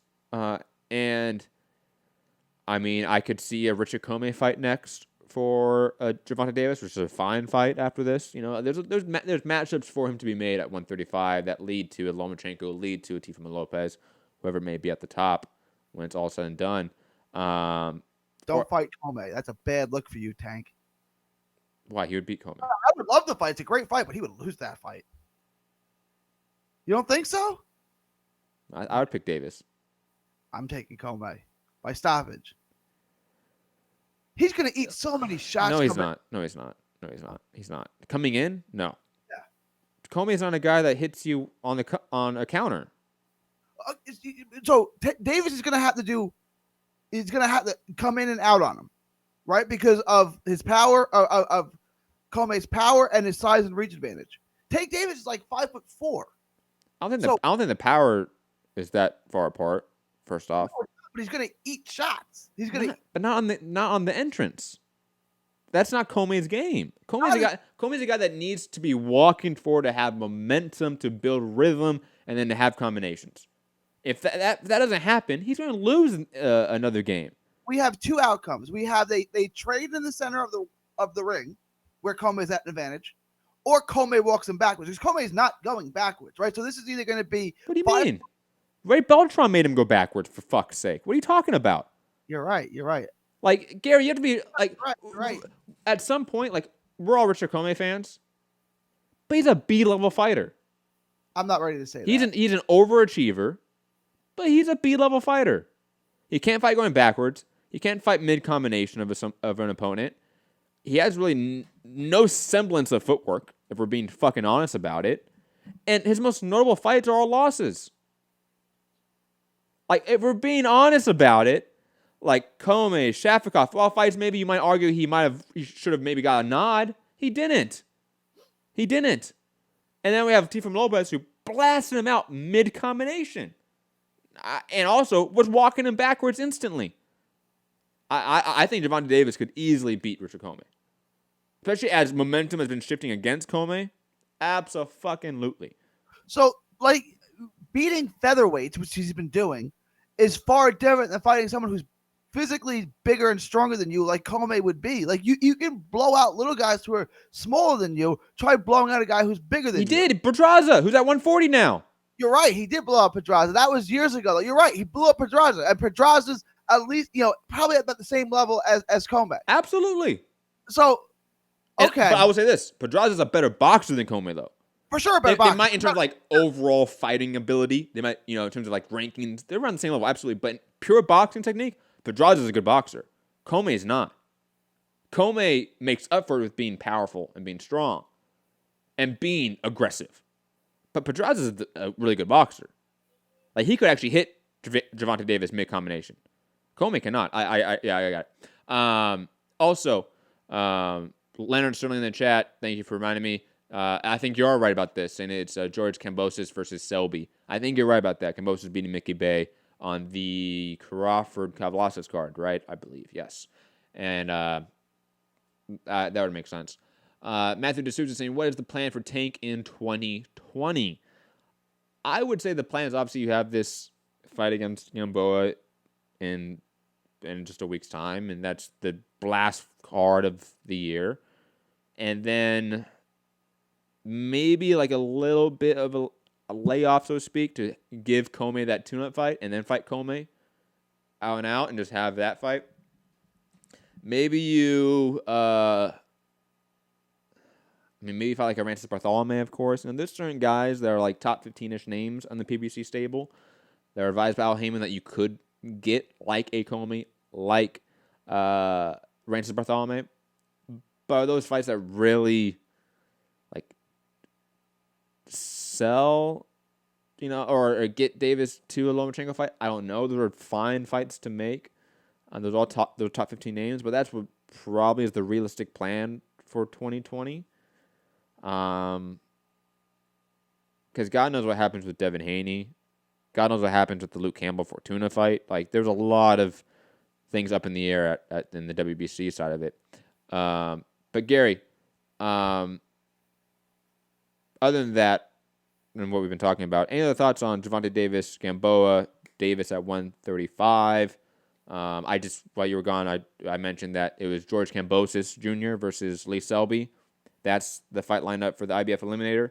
And I was answering what could be next for Tank Davis in 2020. I said Comey and Bartholomew are probably the likely fights. Those are likely. I think Bartholomew fights into his real house. And I think the Comey fight could be interesting because he's not really fought someone that physically strong. Mm-hmm. You're right. Comey obviously is more than defensively flawed, to say the least, and obviously he can get caught. But I'm not ready to give up on Comey. You're right. I thought he beat Easter. Look, I'm not saying give up on him, but we have to be realistic about where he's at in this division. Well, he's a top 10 in the division. But a top 10 that's extremely weak. Right. Like, Javier Fortuna is a C-plus level fighter. He's in my top 5, arguably. So it's just, like, it's bad. Like, you don't think, like, because the lightweight division is one of those glamour divisions where there's usually been so many good fighters at 135. You look at it now, it's like. Well, plus there's a lot of guys that have been leaving the division. Yeah. It's not to the same degree, but like 160 was a little bit tough to rank this year because a lot of guys have either left the division or been flirting with leaving. So it's tough. 154 last year was probably the same thing where you had like Jamal Charlo and Andrade leave the division. But then it has sort of built up new names. Teixeira, Castano, Andamis are all sort of positioned themselves as legitimate top 15 talents. So, you've got a new influx of a generation. Lubin on the comeback train, While 135, you've had an exodus of Linares, Pedraza, even guys like Crawford, Gamboa leaving the division, I think hurt it for a period of time, right? And that division has always, I think, struggled to rebuild itself. Like, you had the Linares mini era, right? And that was a real joke of an era at lightweight, let's be honest about it. Anthony Corolla was a legitimate top 5, top 10 name. Like, that should never be happening. That's a sign that your division's weak. And the division still hasn't really developed depth. You've had some new young names like Haney, like Teofimo Lopez, or Ryan Garcia even, but it still lacks certain depth that you expect. All of the big names besides Lomachenko and Campbell are prospects for the most part. Teofimo, Devin Haney, Hector Tanahara, and Ryan Garcia. Yo, you mentioned Tanahara for Ryan Garcia. That is sick. Tanahara is far better. I forgot what I was going to say. It's not true, though. What's interesting, though, is that 140 is usually a division starved for talent, and now that division is loaded, right? So the division just north of it is actually far better. Way deeper. And 140 people usually don't want – like, you saw guys who should have never left 140 leave 140 in their prime because they wanted to take, like, Zab Judah, Ricky Hatton, Paulie Malignaggi. All those guys should have stayed at 140. Should have never left the division. But they had to leave because the division was too weak. But then they go up to 47, and whatever happens, some magic wand is waved, and at 47, the guys are just way bigger and stronger, right? Like, that seems to be the biggest jump. Like, it's a big jump. I wouldn't say it's the biggest jump, but it's definitely a jump. Well, cruiserweight to heavyweight would obviously be the biggest jump, right? Because that's no. It'd be a light heavyweight to cruiserweight would be the biggest jump. Yeah, but cruiserweight division's usually not that good. Like it's No. I'm talking about pure size wise. That's what that was the way you phrase it for the welterweight to 140 jump. That's what I thought you were talking about. Sorry. What I meant there was like biggest jump in talent and strength. Okay. No, I see what you're saying. Yes, cruiserweight, heavyweight, definitely in that conversation. Usually it was 168 to 175 as well. Yeah, that was in the conversation for some time. But 168 has some life to it, and it has for some time. Digressing other fights on the card. Speaking of light heavyweight, though, John Pascal fighting Badu Jack on the card. John Pascal sort of like finding the fountain of youth and some career renaissance here, picking up a huge win against Marcus Brown in his last fight. And he's fought everyone. Like, I mean, literally a who's who of 175, 168 this guy has fought. And Badu Jack is one fight and one name he hasn't fought. I like the matchup. I'm leaning John Pascal because momentum. Like I've had this conversation with you a lot, Gary. Like, if all things are sort of equal, but one guy has momentum on his side in his career, I'm going to go with him because the mental side of the game is so massive. Momentum feeds into that more than anything. If you don't have momentum going into a fight, it's hard to sort of get the mental willpower for a fight. And Badu Jack has been trading draws and losses for some time now, it seems. He hasn't had a winning streak since, 2016, 15, I want to say. It's been some time. John Pascal, another guy who's maybe not the most consistent fighter, at least beat a guy like Marcus Brown who demolished Badu Jack. I know boxing math doesn't always work, but I'm picking John Pascal to win a competitive, fun, sort of old man fight at 175. Gary, thoughts on the co-main event? I agree with your sentiments exactly. I think Jack is old now. How old is 37? How old is Badu Jack? He's old now. I'll look it up right now. But 36. Pascal, 36. He's my age. I hate when that happens. John Pascal is 37. I call someone really old and then he's the same age as me. But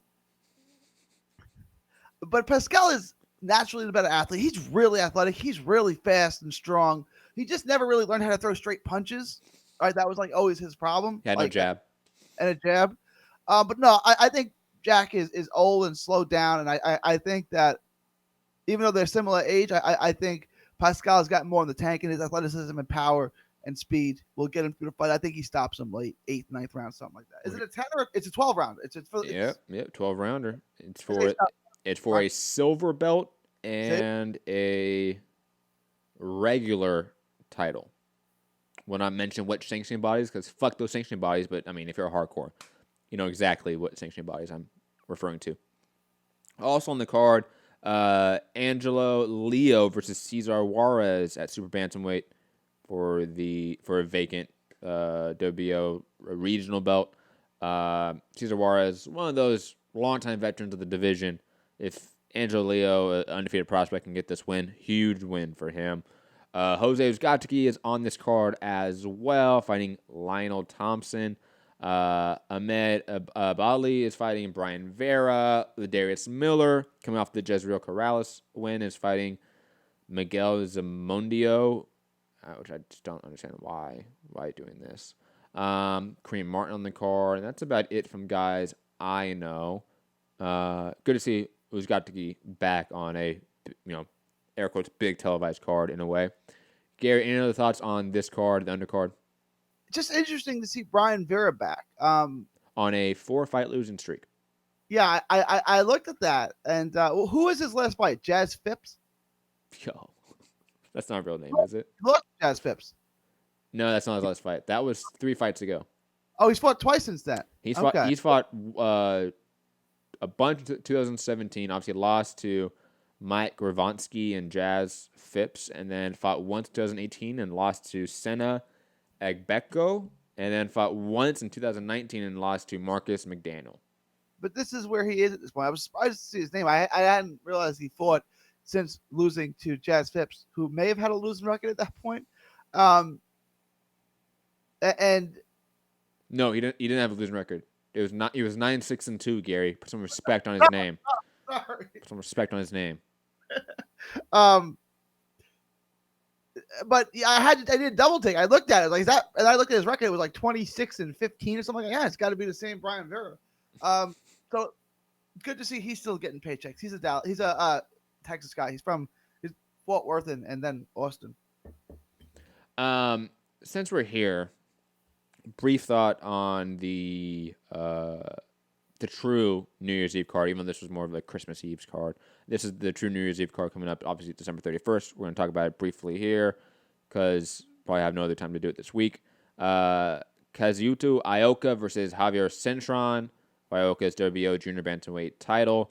Koji Tanaka versus Wayne. Sorry about this name pronunciation coming up. Tulahazi, I believe is how I pronounce that. And some other guys on the card, but those are obviously the notable names and fights on this card. Ioka and Cintron, I mean, that's a fantastic fight. Cintron, I think, is either undefeated or has like one loss. Like, great fighter, young fighter from, I think, Puerto Rico as well. Interested to see him fight a real world-level talent in Ioka. And Tanaka, I mean, he's arguably pound for pound. This is a straight-up tune-up, sort of like Ken Shiro's fight.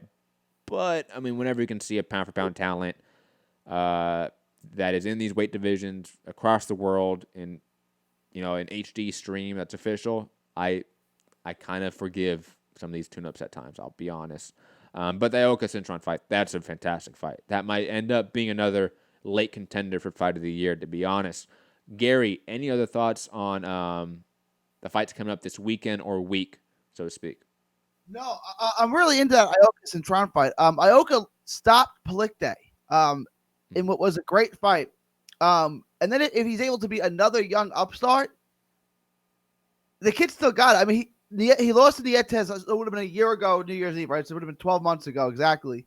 And for him to come back like that, like most people thought he was shot. I thought he was going to lose to Palikte. If he can come back and beat Cintron, he solidifies himself as a Hall of Famer and still very much in the very thick of things in that division as one of the top fighters. So I'm really into that fight. I want to see Cintron. There's a lot of hype with this guy. I want to see him against a world level fighter. So this is a great fight. And I'm based on Ioka's last performance, I'm going to stick with Ioka on points. So it's not a loss yet. I do remember something. He had a no contest with Ito because of a headbutt, and then rematched him and beat him via unanimous decision in his last fight. I remember there was something there in his resume in his last couple of fights. But yeah, 24-year-old Puerto Rican, undefeated talent. Curious to see how good he is. Because Ito is, a decent name, but Ito is not really Ioka. Ioka is a world-level, world-class top 3, top 5 name in the division. I love this fight. Cannot wait for it, to be honest. This is going to be like Methylani and Yagashi, like Martinez Rosales, another great hardcore offering for those that watch low weight classes. Let's move on, Gary. I just put it up on BoxRec. BoxRec gives it 2 stars. Can someone explain what they do? No, I can't. Also, by the way, it's not televised, but Sho Ishida is fighting Idro Gonzalez for a IBF Junior Bantamweight Eliminator. So that'd be super flyweight. On December 28th in Osaka, Japan. Also in Marseille, France, Arsene Goulamarian is fighting Constantine Bejournou for the WBA Cruiserweight title. And those are 2 prospects, 2 names that are maybe, especially Arsene Goulamarian. That guy, go watch his clips on YouTube. He might be a name we talk about in the Cruiserweight division for the foreseeable future. Those are off TV, just want to remind people. You have to go find them on a stream or something, or just watch on YouTube the day after Daily Motion. Gary, ready to get to the news of the day?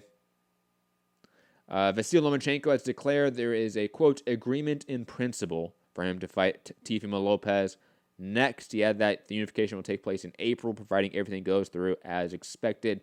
This was he did this on his official YouTube channel, but we're getting it by way of Michael Benson. Gary, thoughts on Loma confirming that everything sort of seems to be in place for a Teofimo Lopez Lomachenko fight in April? Not really groundbreaking news here, But is it good to see that the champ's out there on his own social media platforms and just overall media platforms and saying, nope, this fight's happening. Everything's sort of agreed in principle, and the fight's happening in this month.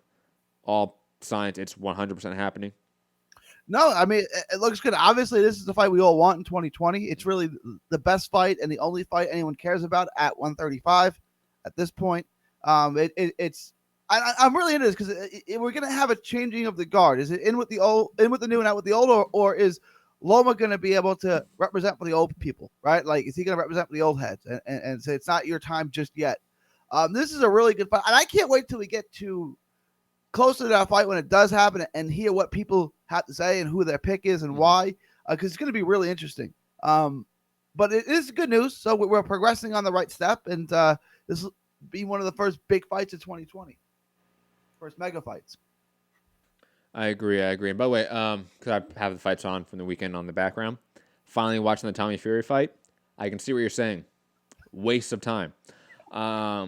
But digressing, I think Loma, like you said, Loma Teofimo Lopez is the fight to make at 135. It's one of the best fights to make in boxing right now.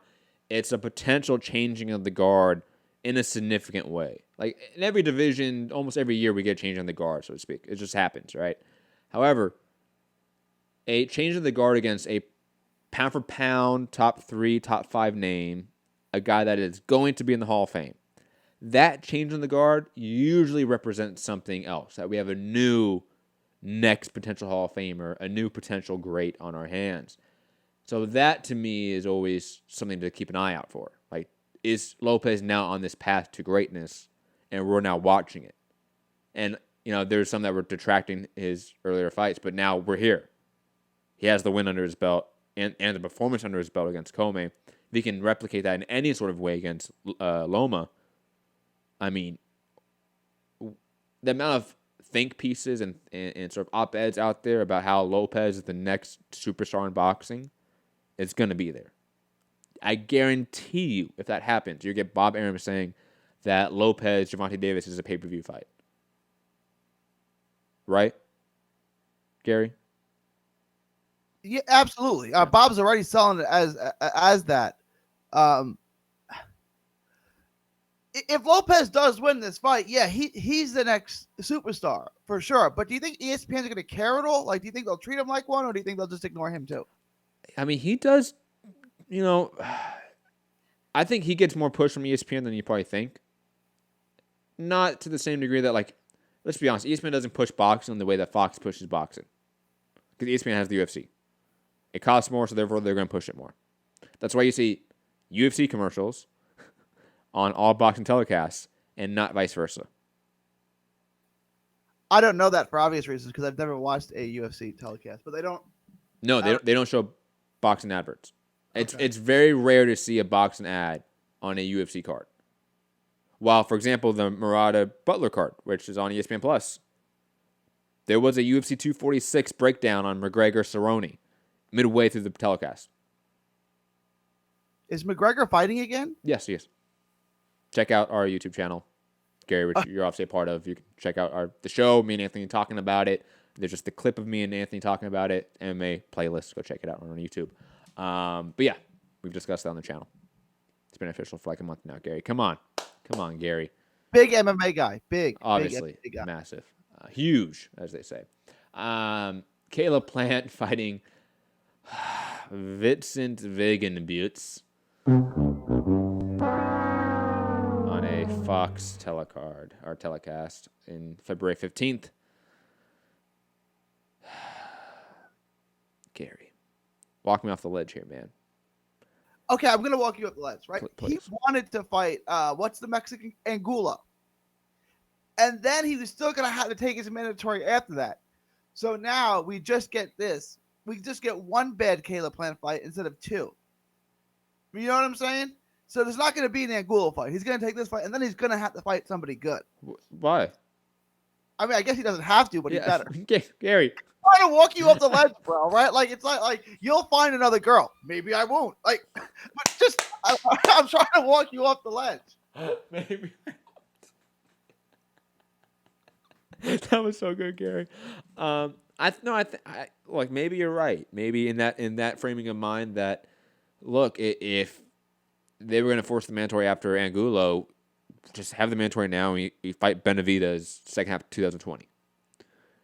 If that happens, then Gary, I will come back on this show and say that you're 100% right. Thank you for walking me off the ledge. But right now, I'm still on the ledge.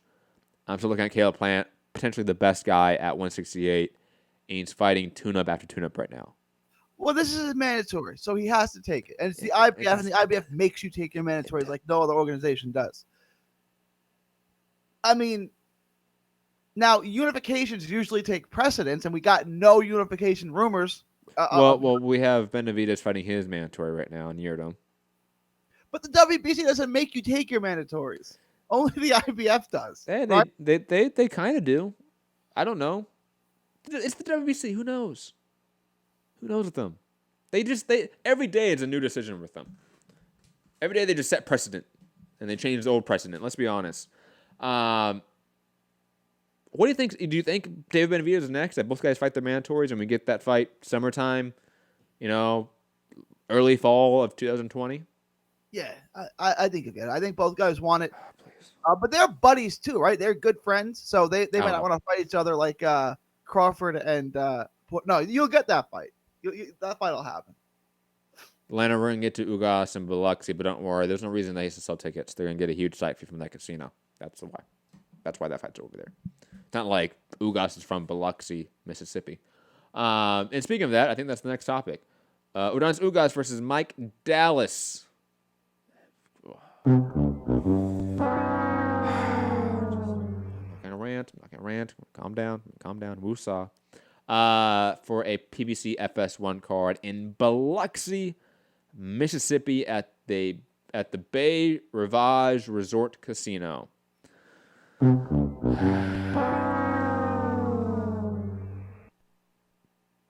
Why? What? I got nothing for you on this one, Matt. I mean, Danny's fighting Ivan Redcash, so nobody. And Ugas is fighting Mike Dallas, the guy who got blown up to Lucas Matisse 6 years ago. Literally 2 or 3 weeks apart from each other. Why aren't they fighting each other? And even then, we had the WBA mandate of Besputin versus Ugas. That's exponentially better than Ugas versus Mike Dallas, which, as you said, Gary, Matisse knocked him out. I don't think it was 6 years ago. I think it was less than 6 years. I think. That's 5 years ago. I'm not a math major, bro. Well, it's right now 4 years, and 2013 was 6 years ago. You said 2015. Sorry, if you said 13, then I misheard you. I thought you said 2015. My bad. I'm not that concerned on when Lucas Matisse knocked him out. It doesn't matter. We know that Mike Dallas does not belong in this fight against Ugas. Ugas is going to knock him out. Danny's going to knock out Ivan Redcash. Why not make that fight? Let alone the WBA mandated Besputin Ugas versus two top 15 guys fighting each other. I'm all in favor of that fight. Let alone a Danny Ugas fight, which is a much better fight. But he lost to everyone. He lost to Herrera. He lost to not TFP, Josecito Lopez. Like every time he's fought someone decent, he's lost. And that was years ago. And I don't know why we would do what has he done? What has Mike Dallas done? Why not have Ugas rematch? No. Excuse me. Yeah, No. Sorry. What has Ugas done to deserve this? Who did he piss off? That's a good point. That's a good point. I'm not saying he did, but I'm saying traditionally speaking, if you're mismanaged this much, you piss off someone. Because there are other fights that they could have made that are much better fights, much bigger fights, and even in-house fights that are completely available. I'm going to give you one right now. We move that fight. We move Ugas to Showtime to fight Garcia. And we keep the FS1 card, and we put Lipinets against Jamal James. Lipinets is fighting Abukadorov. Okay. All right. Then that's most likely happening. So Lipinets might be off the table. But even then, where's Delorme at? Delorme. Give me Lipinets. Give me Lipinets. Not Lipinets. Give me. Fuck it. Cancel the FS1 card. You don't need it. You don't need it. Actually, they might. Contractually, they might, but I would adjust it and say, look, we're going to give you that in the back end of the year. That's what I would do. Say, look, in terms of the schedule, we don't have the names to fill out that card, Fox. We're going to add another FS1 card to October or something like that. But you could. Jamal James versus Omar Figueroa. Perfect. Fine, boom. It's better than Ugas versus a guy no one's cared about in 6 years. Like it's better than like this fight is so stupid, and I like Ugas. And Biloxi's not that far away. It's probably a 6-hour drive or an hour flight. Like I could go there if I wanted to, but I'm not going to go there for that. And you know how I feel about Ugas. Biloxi, Mississippi. Like, there's no reason to have that fight. Nothing at all. And Leonard trying to compare it to, like, what Matchroom did with Phoenix. No, it's very different. Because, one, they went to an actual sport arena, not a casino. That's automatic difference there. Secondly, they had Mexican names in a Mexican market trying to draw there. Ordonis Ugas, who is Cuban, and Mike Dallas from Bakersfield, California, are fighting in Biloxi, Mississippi at a casino. So they're going to sell, 300,000 tickets and have another 500 comps? Give or take? I mean, if they sold 3,000 tickets, that'd be great. I didn't say 3,000. I said 300. Okay. It's a casino, so I'm not expecting a big arena. Right. I mean, yeah, the venue's not going to be big, but like the casino pays the site fee to bring gamblers in who will give the money back through the. Yeah, like PBC's not worried about selling tickets here anymore because they got the site fee.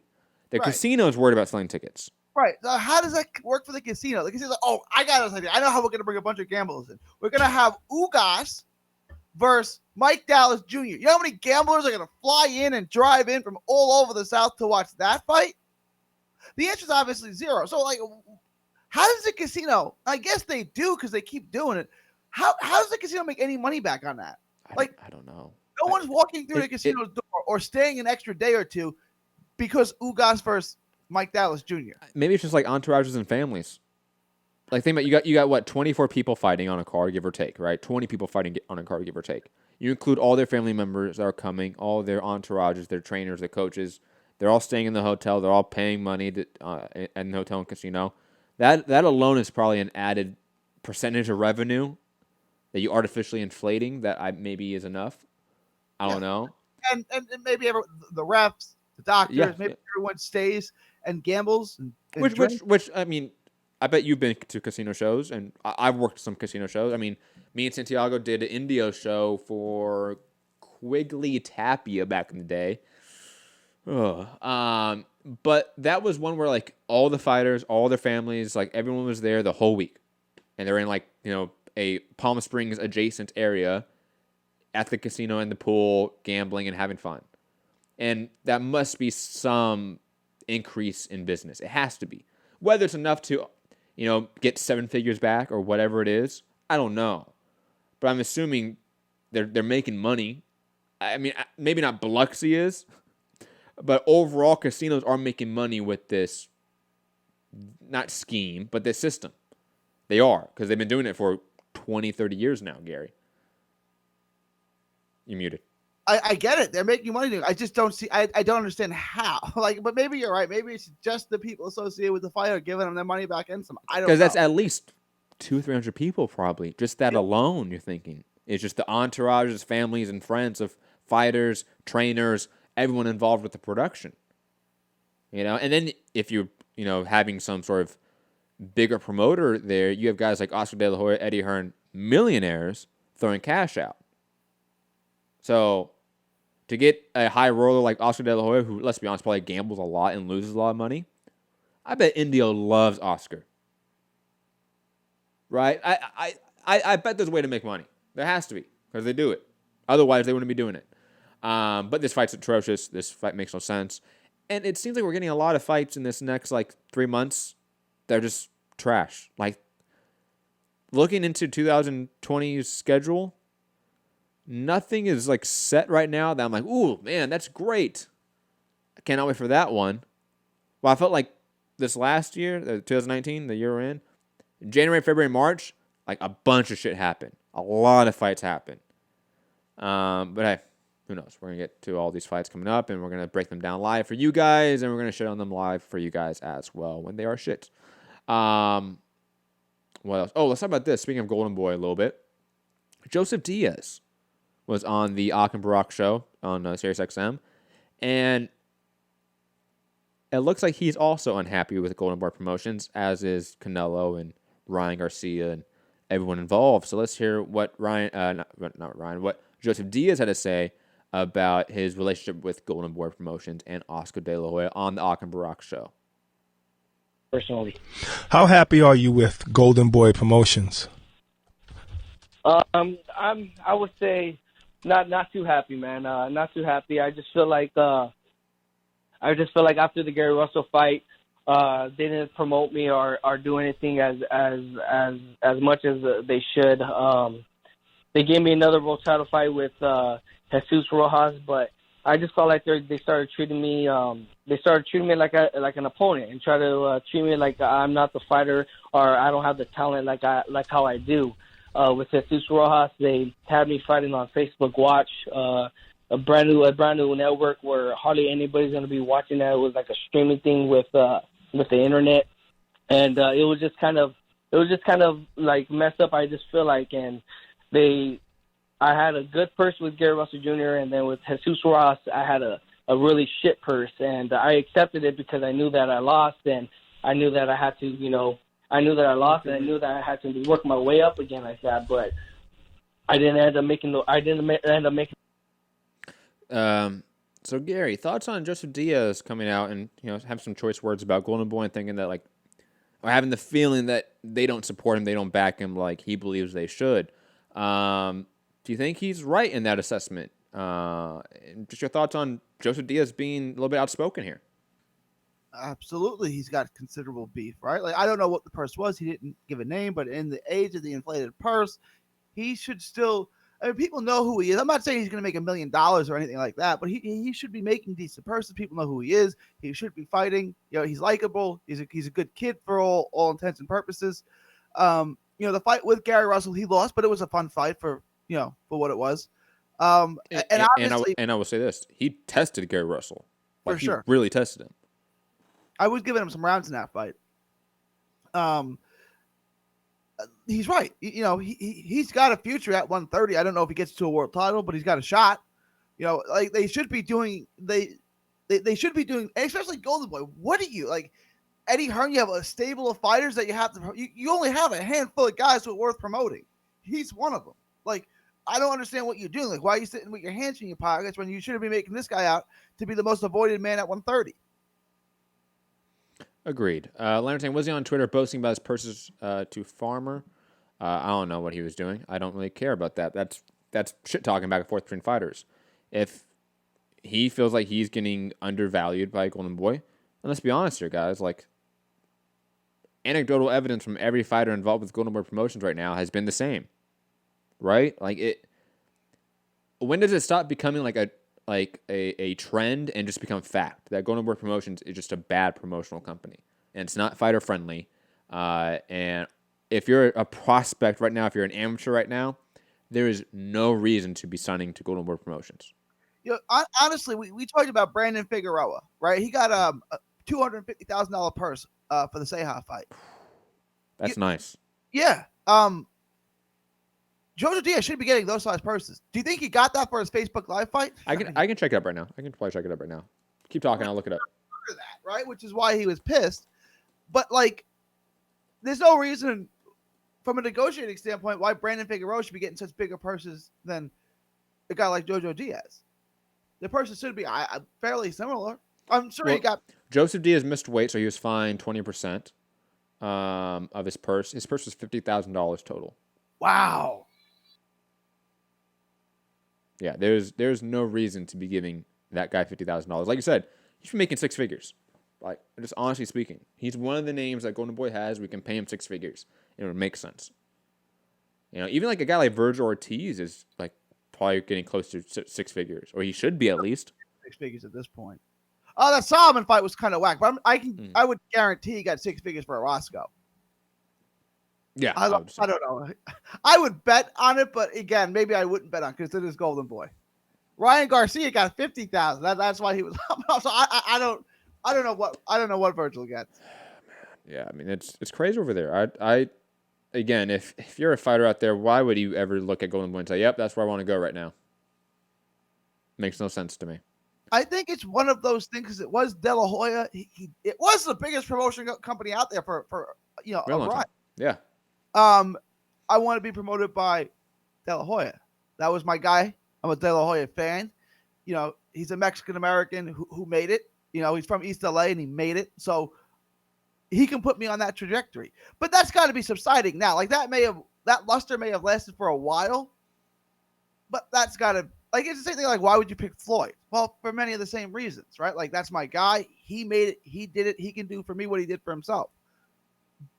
But obviously that's not happening, right? So No, I can definitely understand, like, let's say, like, in the last, from 2000, 6, 8, whenever it was that, like, Golden Promotions really got on the momentum, to, like, 2015. Golden Boy was on top of the world. There's no argument about that. One of the best promotions in the game. They just had everyone. And I can even make, like, an argument, like, Mayweather Promotions in, like, its infancy. I can see the argument why people would want to sign up with them. But now it's 2019, heading 2020. We now have a long enough sort of sample size of how these promotions treat their fighters and what they do for their fighters, and they fail miserably. Okay? They hit lightning in the bottle, let's be honest here, with Canelo Alvarez, who they poached from another promoter and had to deal with a lawsuit for, 5 years because of it? And Ryan Garcia, who was an Instagram star before they picked him up. Like, they had lightning in the bottle. Floyd Mayweather, in another sense, I think sort of hit lightning in the bottle with Gervonta Davis because he's never been able to replicate that and did it before. So, I mean, if you're not that supreme talent, even then, you should look at these promotions and say, look, even these supreme talents, they get mismanaged.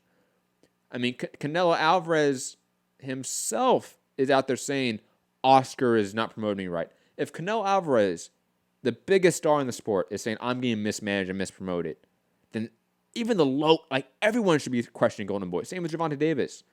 I mean, it's been apparent from day one that he's had issues with Mayweather promotions. If they can fuck up a guy like Gervonta Davis and keep messing up his career, then, I mean, if he's the golden ticket, you can't mess that up. It'd be like if Eddie continually messed up AJ's career. And you'd be thinking to yourself, like, well, Eddie's not a good promoter then. He doesn't know how to matchmake a guy, obviously, because he had a golden ticket and it fucked it up. That's sort of the same thing as Oscar and Canelo, in a way. Even though Canelo has somehow overcome that all, because Canelo's that talented. But Oscar at every turn has tried to undercut Canelo Alvarez. And the same way Mayweather has always tried to undercut Gervonta Davis. They're golden tickets. So if you're the mid-card guy, if you're that guy on the come-up, don't sign to these guys. Sign somewhere else. You know? You're muted, but briefly before you unmute yourself. Sign to a smaller promoter, get lined up with PBC, or sign to a Matchroom, to be honest. Like, that's just the way to go right now. Or Top Rank. And even then, Top Rank is iffy. You know, they're hit and miss on prospects and how they push them. Gary? I don't think you have to worry about too much about big-time prospects signing with Golden Boy. I don't think from here on out, from moving forward, right, from 2019 moving forward, I don't think that they're really going to compete with Top Rank and Matchroom and PBC. Like, I can't see that. Like, if you mention their name, like, are you fielding opportunities from Golden Boy? Like, Golden Boy is kind of like, if no one else wants to sign my dude, then maybe we'll talk to Golden Boy, kind of thing. Agreed. Last topic of the day, then we're going to head out of here. So, Santiago Garcia on the line. Press 1 if you want to talk. Callers 323-870-4051. Press 1 to get in the queue. International callers calling on Skype. Not really a boxing topic. We can connect it to boxing, of course, because that's how we do it, of course. SEC football, which Gary can explain all of what that means to our UK audience, is leaving CBS after 2023 and likely for ESPN and ABC. Gary, thoughts? Well, first off, sort of set the table here for people that don't know what this is, what SEC football is, all that fun stuff. So, Gary, explain what this is first, and then we'll talk about ramifications. So, probably in America, the biggest sports league besides the NFL is college football, okay? Then there's 5 power conferences in college football, right? So, like, where Matt lives is the Pac-12. I'm old. I still want to call it the Pac-10. Where I live, it's the Big 12, and then you got the Big 10 in the Midwest, and then the SEC is the Southeast, and then the ACC is kind of like Mid-America coast. The SEC, by far, is where Alabama, Florida, LSU, all the big schools that have won national championships for the most part have come from the SEC. The SEC championship game is usually the second highest rated game all year behind only the national championship game. That is the bread and butter, the nuts and bolts of college football is that division. It leaving CBS is, I mean, CBS still has the NFL. So I don't think they're going to be leaving sports, but this is a massive hit. It's like half of what they have. They have AFC football on Sunday and SEC football on Saturday, and that's basically as much as they have for sports. So this is going to take a massive hit as far as, and SEC has been with CBS for as long as I can remember, right? The 2:00 game in the afternoon, my time, Central Time, has always been on CBS, 2:00 SEC football. I don't know if CBS is going to try to make a play for one of the other conferences, but this is going to massively hit their sports budget. I don't know if that trickles down to boxing. I don't, because here's the angle I'm taking with this. Okay, in the age of where Gary, we've talked about this a lot, and maybe go yell at your kids because I hear them fighting in the background. That we are in this arms race for content, right, and rights to sports rights overall, and in the boxing world, we've usually had the context of like ESPN, ESPN Plus, and DAZN. What are these conglomerates going to pick up here? If we have it, looks like ESPN, ABC picking up the SEC football conference, massive get for them. Let's be honest, massive subscriber gain for ESPN Plus if they put games on ESPN Plus. Let's be honest. Is this another huge miss by DAZN? Like, I don't know if DAZN bid on this yet, or if they did at all. But even if they didn't, that's a huge miss for them. Like, in the context of us always talking about DAZN getting content in the North American market, specifically the U.S. market, was this another huge content subscriber gain and boost they should have got and they missed and they gave it up to ESPN and ABC? 100%. I wouldn't even think in DAZN, but if that's a game changer. If you can get SEC football, right? Like, so SEC football is in smaller southern cities like Gainesville, Florida, Tuscaloosa, Alabama, Knoxville, Tennessee. They don't have professional sports, right? They have college football. You could have got a massive amount of subscribers because that's the only game in town. Like, if you live in Alabama, the only game that matters is Auburn, Alabama. Nothing else matters until Alabama gets the national championship game. Like, for those that are listening, imagine a niche market of like ravenous fans, but that niche market has like 150 million people. Right? Like, it's a massive market that's regionalized that you can really tap into, that obviously ESPN is probably going to tap into, and I'm assuming ESPN Plus is going to tap into. And connecting to DAZN bidding for the Champions League rights in the UK, not getting it, losing it, I think to, was it, I'm trying to remember who won it. I think it was BT. I could be wrong about that. But, I mean, is this a sign that moving forward in the next few years, DAZN has not gotten the necessary rights to really compete at the highest level in certain markets?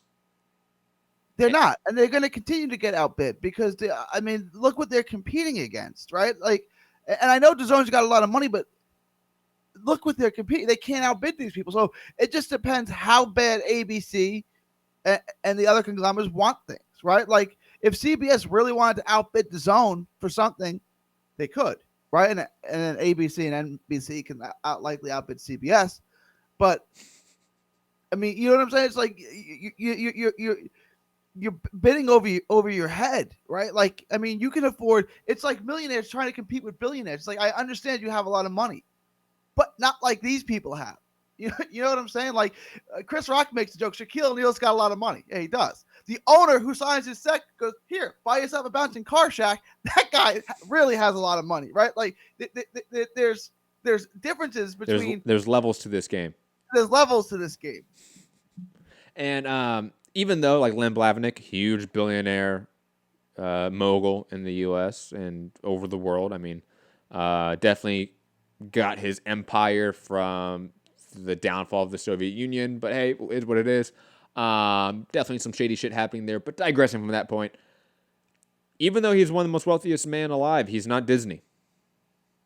Sorry. And Disney owns ABC, owns ESPN. Can you compete with Mickey Mouse? Sorry, Len. Sorry, Lenny. Mickey's got your number here. And the SEC was a like you said, it was a potential to get so many subscribers and possibly more realistic sort of option than NFL rights or NBA rights. Let's be honest. It was, I think, CBS had a bid of $300 million that did not get accepted. Or phrasing probably wrong there. So in theory, let's say if DAZN offered up $500 million per year for SEC rights, that would be massive. How much money they can make, how many subscribers they can have almost overnight too. It's college football, so there's a younger demographic than boxing. You're going to keep those guys. You know, they're going to know about it. It's not like boxing fans who are older who are like, what is this DAZN thing? How do I do this? Right? Like, what's this DAZN thing? What's DAZN? DAZN.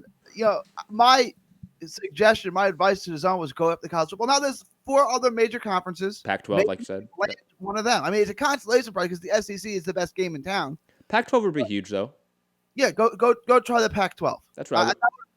That's right, because you get markets like LA, markets like San Francisco, San Diego that are going to be potential subscribers to this that follow the Pac-12.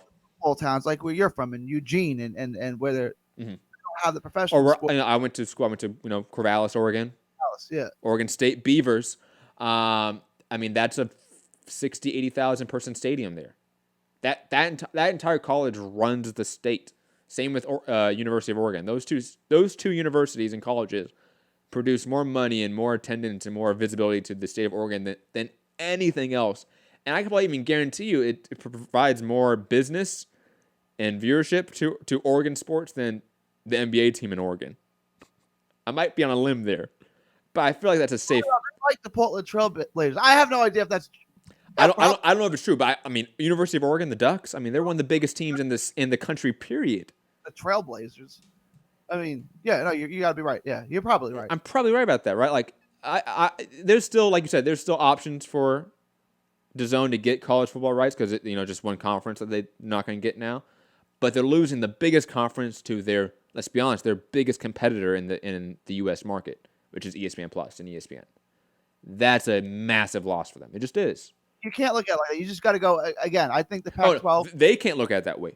Yeah. I'm looking at it that way. Obviously, they got okay. If we get the Pac-12, that's a massive win. That's a ton of subscribers. It is.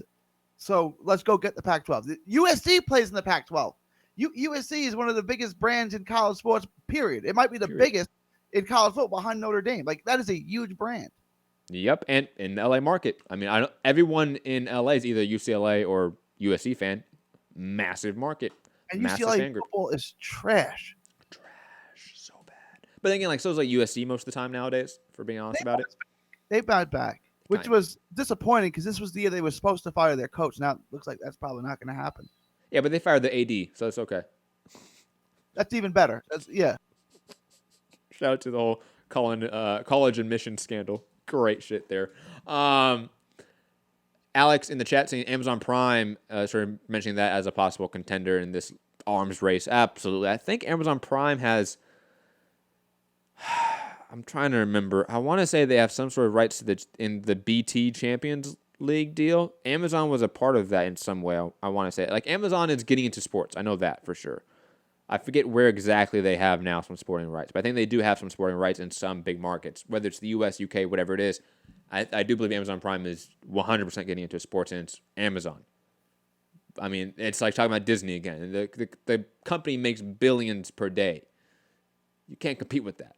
Sorry. I don't know if they made billions per day. I'm totally making that up, but I'm assuming it is. It makes sense. At least millions per day. That's 100% true.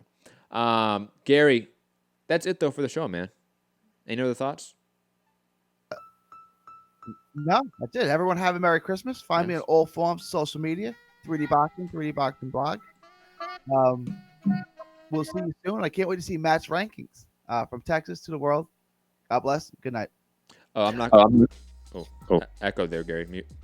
I'm not going to show you my rankings because I don't want you or Rob to make fun of me. So I'm just going to put our tabulated rankings together, and therefore I can just make fun of your rankings and put them on blast, and you can't do the return. I automatically win. See, Gary? I was interested in seeing where you had Tanahara ranked at 135. He's not ranked. That's unfortunate. Ryan Garcia is ranked number 15, though. And he ducked Tanahara, so keep that in mind. Yo, but he would beat Tanahara. He doesn't think so. Yo, Tanahara ducked, what's his name? Devin Haney. Devin Haney is surprisingly low on that ranking too, by the way, guys. That's going to upset some people probably. But then again, if Gary has him really high, it might offset that in terms of... I have him like 5 or 6. Okay, then maybe not. Maybe not. He's going to be lower on the list for sure, guys. I haven't beaten anybody yet. Like, that's why. Fortuna's higher on my ranking than Devin Haney. I don't remember. I had him neck and neck, I think. I had him right next to each other. I don't remember who I put ahead of who. Think about people. Think about it. But anyways, guys, Matthew saying Amazon Prime has U.S. Open tennis and Premier League football this December. Thank you. I knew they had some sort of rights. Thank you. And Premier League football. I mean, that's massive. And I wonder if they have the Premier League in the U.K. or... No, they don't. I'm assuming they just have it in the U.S. Still, huge get for them. Anyways, guys, have a great day, great evening, great night, wherever you are. Obviously, like Gary said, happy holidays, Merry Christmas, happy Hanukkah, whatever it is you guys celebrate. Go out there, celebrate with your family, and enjoy the holidays. And if you want any more content, don't worry, guys. Don't worry. Rankings is going to come out tomorrow, most likely, and I'm also going to make a video for the rankings as well to talk about it. Plus, end of the year award show coming up soon as well, so make sure you guys keep an eye out for that. Also, for our Trending Now channel, expect a Star Wars spoiler review sometime in the next few days or the next week. Obviously, me, Rob, and Foo will be joining together to break down that movie, if I can call it that. But guys, have a great day, great night, great evening. Peace.